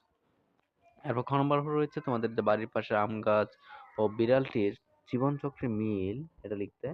যে আম গাছ এবং বিড়াল উভয়ের জীবনচক্রের জন্ম, বৃদ্ধি, প্রজনন এবং মৃত্যু, এই পর্যায়গুলো বিদ্যমান। উভয়ই ছোট থেকে বড় হয় এবং নিজেদের মতো নতুন বংশধর তৈরি করে। এ হচ্ছে তোমাদের এখানে যে প্রশ্নগুলো ছিল, সেই প্রশ্নগুলো। তো সুপ্রিয় শিক্ষার্থীরা, আশা করি তোমরা বুঝতে পেরেছো। এখানে তোমাদের প্রথম অধ্যায় থেকে তোমাদের 11 পৃষ্ঠা থেকে যে যে কাজগুলো ছিল, সবগুলো প্রশ্ন তোমাদের দেখানোর চেষ্টা করেছি। তো এরকম নতুন ভিডিওগুলো পেতে হলে অবশ্যই বলবো চ্যানেলটি সাবস্ক্রাইব করে আমাদের সাথেই থাকবে। Thank you so much. আসসালামু আলাইকুম সুপ্রিয় শিক্ষার্থীরা। চতুর্থ শ্রেণী তোমাদের ইংরেজি বিষয়ের তোমাদের ইউনিট 4 মানে হচ্ছে চতুর্থ অধ্যায়ের যে অধ্যায়টি রয়েছে, যে এনজয়িং অ্যানুয়াল স্পোর্টস, যে বার্ষিক খেলাধুলার যে আনন্দের যে মুহূর্তগুলো, সেগুলো নিয়ে এখানে টপিক নিয়ে আলোচনা করা হয়েছে। তো এখানে আমরা একটি দৃশ্য দেখতে পাচ্ছি। এখানে অনেকে খেলাধুলা করছে, অনেকে বিভিন্ন রকম হয়ে রয়েছে। এগুলো আমরা দেখতে পাচ্ছি, এবং অনেককে দেখতে পাচ্ছ যে অনেকে দীর্ঘ লাফ, দড়ি লাফ, আ উচ্চ লাফ, এই দৌড়গুলো দেওয়া হচ্ছে। এখানে চিত্রগুলো আমরা দেখতে পাচ্ছি। এখান থেকে দুজন কথা বলছে যে এখানে 1.2 লিসেন অ্যান্ড অ্যাক্ট আউট, শুনতে বলছে এবং এগুলো কথাগুলো বলতে বলা হচ্ছে। যেখানে একজন আরেকজনকে জিজ্ঞেস করছে, হাই রিপা, হাই রাহাত, এরকম করে কনভারসেশন করা হচ্ছে। এখানে একটি আমরা দেখতে পাচ্ছি যে ডায়ালগ সংলাপ রয়েছে। সেই সংলাপটি যদি আমরা না বুঝি, আসলে প্রশ্নের উত্তর দিতে পারবো না। যেমন এখানে সংলাপটি রয়েছে যে রিপা, দুজনের মধ্যে কনভারসেশন গুলো হচ্ছে। কি, কি কনভারসেশন গুলো হচ্ছে সেগুলো আমরা একটু জেনে নিই। যে রিপা বলছে, "hi Rahat, how are you?" Rahat বলছে, আ সরি রিপা বলছে যে, "হাই রাহাত, ওহে রাহাত, হাউ আর ইউ?" অর্থ হচ্ছে তুমি হাউ আর ইউ ডুইং? অর্থ হচ্ছে তুমি কি করছো? বা তুমি কেমন আছো? রাহাত বলছে, "হাই রিপা, ওহে রিপা, যে আই এম ফাইন, আমি ভালো আছি। How is everything? How is everything? সবকিছু কেমন চলছে?" আ রিপা বলছে, "গুড, ভালো। You look happy, you look happy, তোমাকে খুশি দেখাচ্ছে। Anything special? বিশেষ কিছু?" রাহাত বলছে, "yes, I am excited about our annual sports", যে ইয়েস, হ্যাঁ, আমি খুবই খুশি বা আমি খুবই উত্তেজিত, আমি খুবই উল্লিসিত আমাদের আ বার্ষিক খেলাধুলা সম্পর্ক নিয়ে আমি খুবই খুশি। রিয়া বলছে, "ও আই সি, ও আচ্ছা। Which events are you participating in? Which events are you participating in? এখানে তুমি কোন, কোন খেলাগুলো পার্টিসিপেট করেছো, অংশগ্রহণ করেছো?" রাহাত বলছে, "I am going to participate in the 100 metre race and long jump", যে আমি অংশগ্রহণ করতে যাচ্ছি ১০০ মিটার দৌড় এবং লং জাম্প দিতে যাচ্ছি, মানে হচ্ছে উচ্চ লাফ দিতে যাচ্ছি। কেউ বলছে, "দ্যাটস গ্রেট, খুব ভালো। উইশ ইউ গুড লাক", তোমার জন্য ভালো কিছু হলো বা তোমার ভালো কিছু হোক, সেরকম একটা ইচ্ছা পোষণ করা হচ্ছে। রাহাত বলছে, "thank you so much." Thank you so much. তোমাকে অনেক, অনেক ধন্যবাদ Ripa. Uh are you participating in any event? বলছে, আ "তুমি কি আর কোনো খেলায় বা আর কোনো কিছুতে অংশগ্রহণ করবে?" রিপা বলছে, "yes, I am going to participate in skipping. I am going to participate in skipping." Rahat বলছে, "ওহ! You like speaking? তুমি কি স্কিপিং এটা পছন্দ করো? Wish you all the best." তোমার সবকিছুই তোমার আশাগুলো খুব পূরণ হোক বা তোমার আশাগুলো খুব ভালোভাবে পূরণ হোক। রিপা বলছে, "থ্যাংক ইউ সো মাচ।" তোমাকে অসংখ্য, অসংখ্য ধন্যবাদ ভাই। বিদায়। রাহাত বলছে, "have a great day. Have a great day." Uh তোমার দিনটি ভালো যাক, ভালো কাটুক।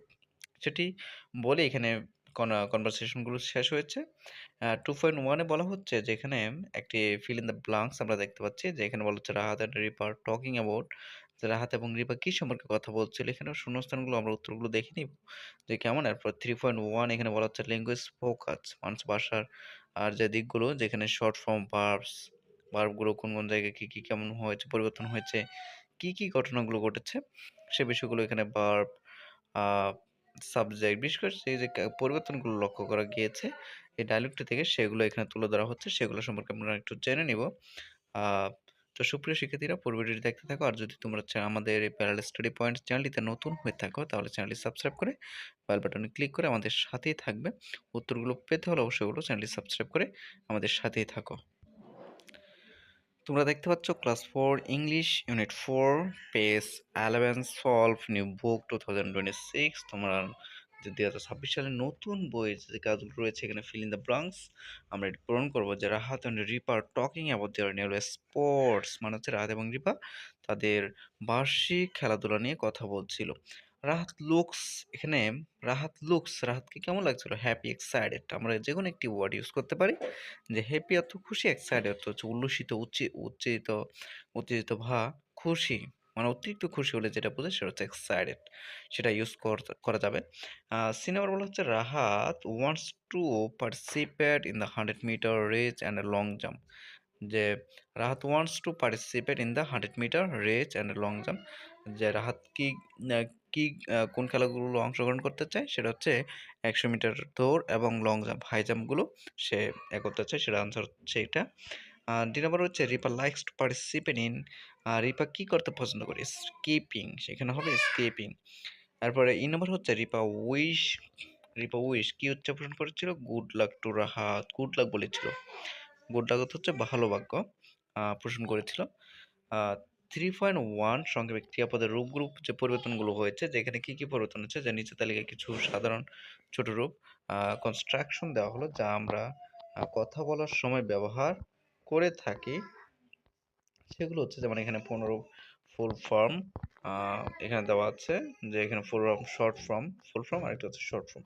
এটা হচ্ছে ফুল ফর্ম, যেমন আই এম এর শর্ট ফর্ম হচ্ছে আই এম অ্যাপস্ট্রফিতে ইউজ করা হয়েছে। এখানে হচ্ছে হাউ ইজ, তাহলে হাউ ইজ এর শর্ট ফর্ম হবে হাউ দিয়ে অ্যাপস্ট্রফি এস, এটা হচ্ছে হাউ ইজ।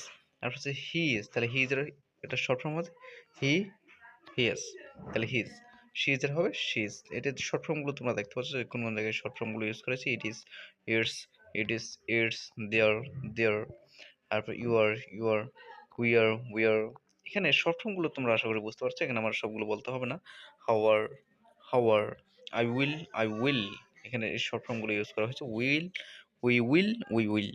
তারপর হচ্ছে উই হ্যাভ। এই কাজগুলো এখানে ইউজ করা হয়েছে। তো সুপ্রিয় শিক্ষার্থীরা, আশা করি তোমরা বুঝতে পেরেছো। কোনো কোয়েশ্চেন থাকলে অবশ্যই আমাদের সাথে আস্ক করে জিজ্ঞাসা করে জেনে নিতে পারো। কোনো প্রবলেম হলে জেনে নিতে পারো। তোমাদের 4th অধ্যায়ের 11 পৃষ্ঠার যে কোয়েশ্চেনগুলো ছিল, আশা করি তোমরা বুঝতে পেরেছো। থ্যাংক ইউ সো মাচ পুরো ভিডিও দেখার জন্য। তোমরা এখনো যারা আমাদের চ্যানেলটি লাইক, কমেন্ট এবং সাবস্ক্রাইব করনি, তোমরা এখনই সেগুলো করে আমাদের ভিডিওগুলো দেখতেই থাকো। Thank you so much. আসসালামু আলাইকুম। 4th শ্রেণীর ইউনিট 3 চ্যাপ্টারে তোমাদের 3 অধ্যায়ের যে প্রশ্নগুলো রয়েছে সকল প্রশ্নগুলো নিয়ে আজকে তোমাদের আলোচনা করব। 3 অধ্যায়ের মধ্যে কি রয়েছে সকল প্রশ্নগুলো নিয়ে পুরো ভিডিওটি মনোযোগ সহকারে দেখার জন্য অনুরোধ রইল। এখানে তোমাদের আমি বাংলা অর্থ সহ তোমাদের টোটালি আমি বুঝিয়ে দেওয়ার চেষ্টা করব। তার জন্য বলবো একটু মনোযোগ সহকারে দেখবে। যেমন এখানে দেখতে পাচ্ছ মাই স্কুল অ্যাসেম্বলি মাই স্কুল অ্যাসেম্বলি, আমার স্কুলের অ্যাসেম্বলিটা কেমন হয়ে থাকে, কি, কি হয়ে থাকে সেগুলো নিয়ে। যেখানে আমরা এখানে ছবি দেখে বুঝতে পারছি যে দাঁড়িয়ে আছে, তারা হাত নাড়াচ্ছে, বিভিন্ন কিছু করছে। অ্যাসেম্বলিগুলো মূলত এমন হয়ে থাকে। তো আমরা একটু দেখি, এখানে বলা হচ্ছে রিড দ্য ফ্লোয়িং টেক্সট, যে নিচে দেওয়া লেখাটি পড়ো। যেমন এখানে অ্যাসেম্বলি হচ্ছে। এখানে দেওয়া আছে, দেখো যে আই এম রাজীব, আমি হই Rajib, I am in class 4. I'm study Ajimia Government Primary School in Chatpur. Our school starts with the Islam assembly in the morning. It is a gathering of all the teachers and students in the school field. Every class leads the assembly for a week in turns. At the beginning of the daily assembly, we recite from the holy books, then we sing our national anthem and salute to the national flag. We also repeat the oath after the assembly leader. Finally, we do physical exercise. It is the best time to meet all the students and teachers of our school. তাহলে এই যে এখানে পেজটা রয়েছে, আমি একটা বাংলা অনুবাদ দিয়ে দিব। এখানে দেখতে পাচ্ছ কিছু প্রশ্ন রয়েছে এখানে। আমার প্রশ্ন থেকে যদি বলি যে which school does Rajib go to, B number হচ্ছে when does the school start, C number হচ্ছে how long does every class lead the assembly in turns। এখানে যে বাংলা অনুবাদগুলো আমরা এখানে দেখব, প্লাস এখানে এরপরে যে কাজগুলো রয়েছে এখানে দেখা দেওয়া আছে প্রিপোজিশন অ্যাট ইন। এখানে প্রিপোজিশনের কাজগুলো করতে বলা হচ্ছে। এখানে কোন জায়গায় অ্যাট হচ্ছে, কোন জায়গায় ইন ব্যবহার হচ্ছে, সেগুলো মাস্ট বি মনে রাখতে হবে এবং বুঝতে হবে যে এখানে ব্যবহার বিধিগুলো, এবং এখানে ফিল ইন দ্য ব্লাঙ্কস রয়েছে, সেই কাজগুলো দেখে নিব। তো চলো দেখা যাক। এখানে দেখতে পাচ্ছ তোমরা এই চিত্রটি অনুসারে, এখানে যে ইংরেজি সেন্টেন্সটি দেওয়া ছিল এবং পেজটি দেওয়া ছিল, সেখানে আমি যদি বাংলাটা একটু পড়ি। তোমাদের আগে আমি এটা দেখাচ্ছি এই জন্য, কারণ হচ্ছে তোমরা যদি বাংলাটা যদি না বোঝো তাহলে কিন্তু আনসারটা তোমাদের জন্য দেওয়া খুবই ডিফিকাল্ট হয়ে যাবে। সেজন্য আমি তোমাদের বাংলাটা সহ দেখাচ্ছি। যেখানে প্রথমে ইংরেজি ট্রান্সলেটগুলো আমরা একটু দেখে নিই, যে বাংলা ট্রান্সলেটগুলো। যে আমি রাজীব, আমি চতুর্থ শ্রেণীতে পড়ি, আমি চাঁদপুরের আজিমিয়া সরকারি প্রাথমিক বিদ্যালয়ে পড়ি। আমাদের স্কুল সকালে সমাবেশ দিয়ে শুরু হয়। এটি স্কুল মাঠের সমস্ত শিক্ষক এবং শিক্ষার্থীদের একটি সমাবেশ। প্রতিটি ক্লাস ১ সপ্তাহ ধরে পালাক্রমে সমাবেশ পরিচালনা করে। প্রতিদিনের সমাবেশের শুরুতে আমরা পবিত্র গ্রন্থ থেকে আবৃত্তি করি। তারপর আমরা আমাদের জাতীয় সঙ্গীত গাই এবং জাতীয় পতাকাকে অভিবাদন জানাই। সমাবেশ নেতার পরে আমরা শপথও পুনরাবৃত্তি করি। অবশেষে আমরা শারীরিক ব্যায়ামও করি। আমাদের স্কুলের সমস্ত ছাত্র এবং শিক্ষকদের সাথে দেখা করার একটি সেরা সময় হচ্ছে অ্যাসেম্বলি। 2.2 তে এখানে আমরা দেখতে পেয়েছিলাম যে যে প্রশ্নগুলো দেওয়া হচ্ছিল, এখানে বলা হচ্ছে নিম্নলিখিত প্রশ্নগুলি জোড়ায় জোড়ায় জিজ্ঞাসা করো এবং উত্তর দাও। এখানে ক নম্বর প্রশ্ন হচ্ছে রাজীব কোন স্কুলে পড়ে? দেখো আমাদের জন্য এখন কিন্তু খুব সিম্পল হয়ে গেল, যে বাংলাটা জেনে যাচ্ছি এবং উত্তরটা দিয়ে দিব আমরা এখন। যে রাজীব কোন স্কুলে পড়ে, তারপর স্কুল কখন শুরু হয়, প্রতিটি শ্রেণী কতক্ষণ ধরে পালাক্রমে সমাবেশ পরিচালনা করে। গ নম্বর প্রশ্ন হচ্ছে প্রতিদিনের সমাবেশে শিক্ষার্থীদের ৩টি কার্যকলাপ লেখো। নম্বর হচ্ছে তোমার স্কুল সমাবেশ সম্পর্কে তোমার অভিজ্ঞতা কি? এই কোয়েশ্চেনগুলো আমরা এখন উত্তরগুলো দেখে নেব। তো এখন আমাদের জন্য কিন্তু এখন সহজ হয়ে গেল যে প্রশ্নগুলো আসলে কি বলছে, এখানে উত্তরগুলো কেমন হবে। তাহলে কিন্তু আমরা এখানে আমরা যে পেজটা পড়েছি সেখান থেকে উত্তরটা দেওয়া আমাদের জন্য খুব ইজি হয়ে যাবে। এখানে তোমরা দেখতে পাচ্ছ আমি class 4 my school assembly page 7 থেকে তোমাদের যে কাজগুলো দিয়েছি, question and answer based on Rajib text. এখানে কোয়েশ্চেনগুলোর উত্তরগুলো আমরা যদি একটু দেখি, যে which school does Rajib go to, যে রাজীব কোন স্কুলের পর, যে Rajib goes to Azmia government primary school in Chandpur. B নম্বর হচ্ছে when does the school start, কখন স্কুল শুরু হয়, ক্লাস শুরু হয়। The school start with assembly in the morning. তারপর হচ্ছে how long does every class lead the assembly in turns, এটা answer হবে every class leads the assembly for a week in turns. D number প্রশ্ন হচ্ছে write 3 activities students do in the daily assembly. ৩টা কাজকর্ম লিখতে বলছে, যে কী কী করানো হয় অ্যাসেম্বলিতে। যে 3 activities are reciting from holy books, এখানে গ হোলি বুকস পবিত্র বই থেকে এখানে আবৃত্তি করা হয়। ২ নম্বর হচ্ছে সিঙ্গিং দ্য ন্যাশনাল অ্যানথেম, জাতীয় সঙ্গীত গাওয়া হয়, এবং ডুইং ফিজিক্যাল এক্সারসাইজ এবং শারীরিক ব্যায়াম করানো হয়। এ হচ্ছে এখান থেকে কোয়েশ্চেনের আনসারগুলো। আশা করি আই হোপ তোমরা বুঝতে পেরেছো। না বুঝে থাকলে অবশ্যই আমাদের আস্ক করে জিজ্ঞাসা করে জেনে নিতে পারো তোমরা। কমেন্ট সেকশনে বা হোয়াটসঅ্যাপ লিঙ্ক দেওয়া থাকবে, সেখানে তোমরা জিজ্ঞেস করে জেনে নিতে পারো। এরপর আমরা পরবর্তী কাজগুলো দেখে নিব। এরপর তোমাদের 4.1 থেকে তোমাদের যে কোয়েশ্চেনগুলো ছিল যে fill in the blanks with correct preposition ব্যবহার করে এখানে কাজ করতে হবে। আমরা যদি একটু প্রিপোজিশনগুলো একটু লক্ষ্য করি যেখানে দেওয়া আছে she is walking in the park, তার এখানে ইন হয়েছে কারণ হচ্ছে এখানে পার্ক একটি জায়গার নাম নির্দিষ্ট করে বলা হচ্ছে এজন্য ইন হয়েছে। আর she is walking in the park। এরপর we saw him sitting in the classroom, তার মানে এখানে ক্লাসরুমের মধ্যে ভিতরে বসে আছে তারা, বসেছিল। তার মানে এখানে ইন এর জন্য ব্যবহার হয়েছে। The train is waiting at the station, তার মানে এখানে স্টেশন নির্দিষ্ট করে বলা হচ্ছে, কোনো জায়গার নামকে নির্দিষ্ট করে বলা হচ্ছে এজন্য এখানে অ্যাট হবে। তারপর 2 নম্বর রয়েছে my brother lives at Kanashia in Gazipur, এখানে এটা ইউজ করা হবে। আর শেষটা হচ্ছে let's meet at 5 PM in the library, এখানে 5 PM হচ্ছে যেহেতু জায়গার নাম বলা হচ্ছে সেহেতু এখানে 5 PM 5 PM সময়ের কথা উল্লেখ আছে সেহেতু এখানে অ্যাট ইউজ হবে। তো আশা করি শূন্যস্থানটা তোমরা বুঝতে পেরেছো। এরপর তোমরা মনে রাখার সহজ উপায়গুলো হচ্ছে যে ল্যাঙ্গুয়েজ ফোকাসের উপর যেভাবে তোমরা ব্যবহার করো, যেখানে অ্যাট ব্যবহার করা হয়েছে যে ছোট জায়গা যেমন স্টেশন, হসপিটাল এগুলো নির্দিষ্ট সময়ের আগে বসে। অ্যাট এগুলোর নির্দিষ্ট সময়ের আগে অ্যাট বসে। যেমন ইন হচ্ছে বড় জায়গা বা এলাকার নাম অনুসারে যেমন জায়গা, ফিল্ডের আগে বসে ব্যবহৃত হয়। এ হচ্ছে তোমাদের প্রশ্নগুলোর উত্তর 3 চ্যাপ্টার থেকে। তো আশা করি আই হোপ তোমরা বুঝতে পেরেছো সুপ্রিয় শিক্ষার্থীরা। তোমরা যদি আমাদের ভিডিওটি দেওয়া যদি তোমাদের খুব ভালো লেগে থাকে তাহলে অবশ্যই বলবো লাইক, কমেন্ট এবং বেশি, বেশি করে শেয়ার করে তোমাদের বন্ধুদের সাথে দেখার সুযোগ করে দিবে। এবং তোমরা যারা এখনো সাবস্ক্রাইব করনি তোমরা এখন এই চ্যানেলটি সাবস্ক্রাইব করে বেল বাটনে ক্লিক করে আমাদের সঙ্গেই থেকে আ যাবে। থ্যাংক ইউ সো মাচ পুরো ভিডিওটি দেখার জন্য। আসসালামু আলাইকুম। সুপ্রিয় শিক্ষার্থীরা, চতুর্থ শ্রেণীর ইংরেজি বিষয়ের তোমাদের আজকে প্রথম অধ্যায়ের যে ইউনিট 1 যে অধ্যায়টি রয়েছে সেখান থেকে তোমাদের যত কাজ আছে সবগুলো আনসার আজকে দেখাবো। পুরো ভিডিওটি তোমরা মনোযোগ সহকারে দেখবে। তার আগে বলবো তোমাদের তোমরা যারা আমাদের ভিডিওটি দেখছো স্টাডি পয়েন্ট চ্যানেলটি যদি তোমাদের সাবস্ক্রাইব করা না থাকে তাহলে এখনই তোমরা চ্যানেলটি সাবস্ক্রাইব করে রাখবে। কারণ হচ্ছে আমাদের দেওয়া প্রত্যেকটি সাজেশন, প্রত্যেকটি যেন প্রশ্নমালার উত্তরগুলো তোমরা খুব সহজেই পেয়ে যাও। সেজন্য বলব চ্যানেলটি তোমাদের সাবস্ক্রাইব করে রাখতে হবে। না হলে কিন্তু তোমরা কোনোভাবেই উত্তরগুলো পাবে না। তোমাদের যেহেতু নতুন বই, নতুন বইয়ের অনেকগুলো কাজ পড়তে হবে। তোমাদের এখনো সলিউশন বুক বের হয়নি। তো তোমাদের প্রত্যেকটি কাজ এখানে দেওয়া হচ্ছে। তো তোমরা একটু লক্ষ্য করবে পুরো ভিডিওটি তোমরা টেনে না দেখে পুরো ভিডিওটি মনোযোগ সহকারে দেখবে। তো এখানে দেখতে পাচ্ছ যে ইন্ট্রোডিউসিং ওয়ান অ্যানাদার, একে অপরের সাথে পরিচিত হওয়া নিয়ে এখানে বলা হচ্ছে। যেখানে বলা হচ্ছে লিসেন অ্যান্ড সে, যে শোনো এবং বলো। যে এখানে দেখতে পাচ্ছি আমরা একটি স্কুলের সামনে কয়েকজন স্টুডেন্ট দাঁড়িয়ে কথা বলছে। এখন কি বলছে তারা আমরা একটু দেখি কনভারসেশন কি বলছে। যে টিচার এবং স্টুডেন্টের মধ্যে কথা হচ্ছে। কি কথা হচ্ছে আমরা একটু শুনি। দ্য টিচার বলছে, "গুড মর্নিং স্টুডেন্টস", শুভ সকাল শিক্ষার্থীরা। শিক্ষার্থীরা বলল, "গুড মর্নিং টিচার", শুভ সকাল শিক্ষক। টিচার বলল, "হাউ আর ইউ অল", তোমরা সবাই কেমন আছো? স্টুডেন্ট বলল, "উই আর ফাইন", আমরা ভালো আছি। "হাউ আর ইউ টিচার", এবং আপনি কেমন আছেন শিক্ষক? টিচার বলল, "আই এম ফাইন টু", আমিও ভালো আছি। "I am Nasima Begum, your English teacher", আমি নাসিমা বেগম তোমাদের ইংরেজি শিক্ষক। Welcome to your new class", তোমাদের নতুন ক্লাসের জন্য, তোমাদের নতুন শ্রেণীর জন্য তোমাদেরকে স্বাগতম। এটা টিচার বলেছে এবং স্টুডেন্টরা বলল কি, "we are happy to see you", আপনাদের দেখে আমরা সবাই খুশি। বা সবাই সুখী বা খুশি এটা বলা যায়। টিচার বলল, "থ্যাংক ইউ", ধন্যবাদ। "Let's introduce one another today", আজ আমরা একে অপরের সাথে পরিচিত হব। স্টুডেন্টরা বলল, "ইয়েস টিচার", ঠিক আছে শিক্ষক। এটা স্টুডেন্টরা বলল।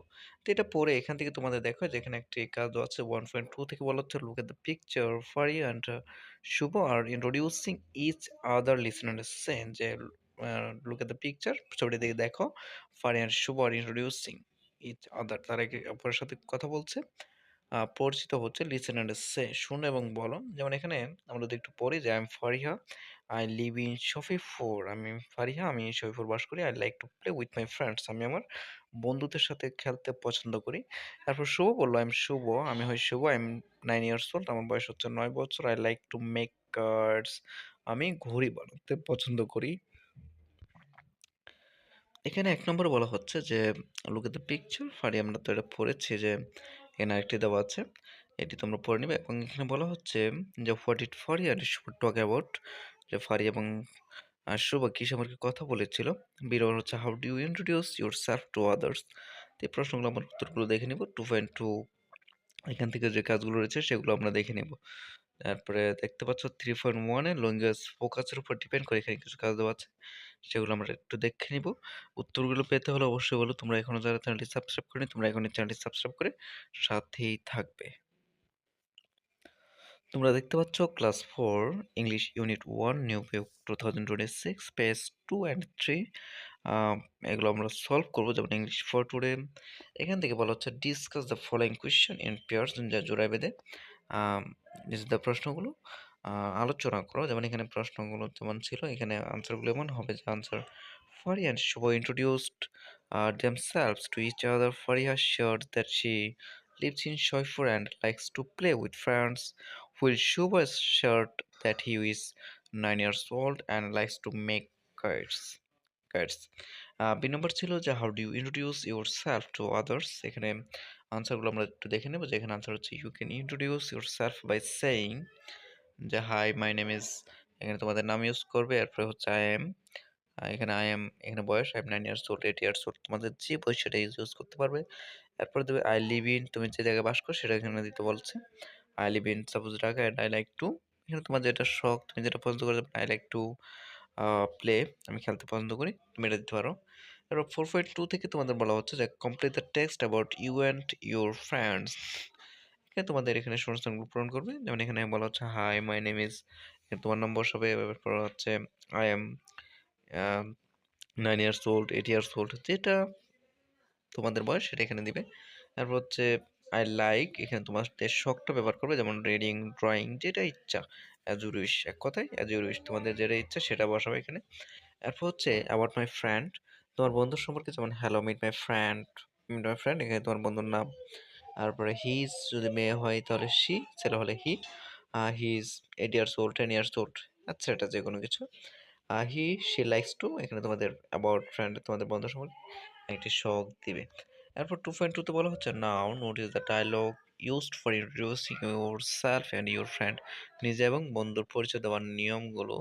যেমন এখানে মি, আমার ক্ষেত্রে যদি দেওয়া হয় তাহলে এখানে I M, name, hobby, play, জায়গা নাম ব্যবহার করে, এবং যদি বন্ধুর ক্ষেত্রে হয় নাও মিট মাই ফ্রেন্ড, সেখানে বন্ধুর নাম, বন্ধুর শখ, বন্ধুর জায়গা নামগুলো ইউজ করে কাজগুলো করে থাকবে। এ হচ্ছে তোমাদের প্রথম অধ্যায়ের যে প্রশ্ন উত্তরগুলো। আমি কিন্তু পুরোপুরি তোমাদের বিস্তারিত ভেঙে ভেঙে কাজগুলো বুঝিয়ে দিয়েছি। তো থ্যাংক ইউ সো মাচ সুপ্রিয় শিক্ষার্থীরা, পুরো ভিডিও দেখার জন্য। পরবর্তী ভিডিওতে আবার তোমাদের সাথে দেখা হবে, যদি চ্যানেলটি সাবস্ক্রাইব করে রাখো। Thank you so much. আসসালামু আলাইকুম সুপ্রিয় শিক্ষার্থীরা, চতুর্থ শ্রেণী বাংলা ষষ্ঠ অধ্যায় তোমাদের দোয়েল পাখি যে অধ্যায়টি রয়েছে সে অধ্যায় থেকে তোমাদের নতুন বই অনুসারে 2026 সালে তোমাদের পৃষ্ঠা নাম্বার হচ্ছে 29, 30 এবং 31, 32 পৃষ্ঠার যে প্রশ্নগুলো রয়েছে, যে কাজগুলো রয়েছে সেগুলোর আজকে আমরা উত্তরগুলো দেখে নিব, যেগুলো আসলে কি কি হবে, কোন জায়গায় কি বসাতে হবে সেগুলো। তোমরা দেখতে পাচ্ছ বাংলা চতুর্থ শ্রেণীর বাংলা বিষয়, যেমন এখানে বলা হচ্ছে পাঠ থেকে প্রশ্ন বানাই। উদাহরণ অনুযায়ী এখানে তোমাদের পাঠ থেকে প্রশ্ন বানাতে হবে। এখানে যে গল্পটি দেওয়া আছে সেই গল্পটি অনুসারে তোমাদের এখানে প্রশ্ন তৈরি করতে হবে। যেমন এখানে কোথায় দিয়ে যদি প্রশ্ন তৈরি করি তাহলে এখানে হবে দোয়েল পাখি কোথায় বাসা বানায়। কখন দিয়ে যদি প্রশ্ন বানানো হয় তাহলে হবে দোয়েল কখন গান গায়। কিভাবে দিয়ে দোয়েল কিভাবে উড়ে বেড়ায়। কেমন দিয়ে প্রশ্ন তৈরি করলে হবে যে দোয়েলের গায়ের রং কেমন। কেন দিয়ে করলে হবে দিন দিন। দোয়েল পাখি কেন কমে যাচ্ছে। কোনো দিয়ে করলে হচ্ছে বাংলাদেশের জাতীয় পাখির নাম কোন পাখি। বাংলার জাতীয় পাখির নাম কোন পাখি। কত দিয়ে হচ্ছে দোয়েল পাখির দৈর্ঘ্য কত ইঞ্চি হয়ে থাকে। এই প্রশ্নগুলো আমরা এবার তৈরি করতে পারি। এরপর 2 নম্বর রয়েছে এখানে বন্ধনী থেকে শব্দ নিয়ে খালি জায়গায় লিখি। বন্ধনী থেকে শব্দ নিয়ে খালি জায়গায় লিখতে বলা হচ্ছে। যেমন পেন্সিল, এখানে বা কলম দিয়ে লেখো, এরকম হবে। এরপর এই গাছে দোয়েল অথবা কোকিল যে কোনো একটি পাখির বাসা আছে। গ নম্বর হচ্ছে আজ মালতী ও সাবিনা কেউই বিদ্যালয়ে আসেনি, এখানে ও হবে। এরপর গাছের ডালে ও, মাটিতে দোয়েল লাফিয়ে বেড়ায়। ও নম্বর হচ্ছে চা কিংবা শরবত কোনটি খাবে, এখানে কিংবা হবে। 3 নম্বর দেখতে পাচ্ছ তোমরা যে শব্দ সাজিয়ে বাক্য লিখি, যে শব্দ সাজিয়ে এখানে বাক্য লিখতে হবে। যেমন এখানে শব্দগুলো সাজিয়ে এখানে বাক্য তৈরি করেছি, আমি তোমাদের জন্য তৈরি করেছি। তোমাদেরকে প্রথমত বলবো, তোমরা যদি আমাদের বায়োডা স্টাডি পয়েন্ট চ্যানেলটিতে এখনও সাবস্ক্রাইব করে না রাখো, তাহলে এখনই সাবস্ক্রাইব করে রাখো। আমাদের দেওয়া প্রত্যেকটি প্রশ্ন উত্তর এবং সাজেশন যেন তোমরা খুব সহজে পেয়ে যাও। কীভাবে পরীক্ষা দিতে হবে প্রত্যেকটি কাজের উপর ডিপেন্ড করে তোমাদের এখানে সাজেশন দেওয়া হবে। তো তোমরা উত্তরগুলো দেখে নাও এবং চ্যানেলটি সাবস্ক্রাইব করে রাখো। বেশি বেশি করে লাইক, কমেন্ট এবং শেয়ার করে রাখো। যেমন এখানে দেখতে পাচ্ছ যে বাংলাদেশের জাতীয় পাখির নাম দোয়েল, ক নম্বর হচ্ছে পুরুষ দোয়েল, বাসা পাহারা দেয়।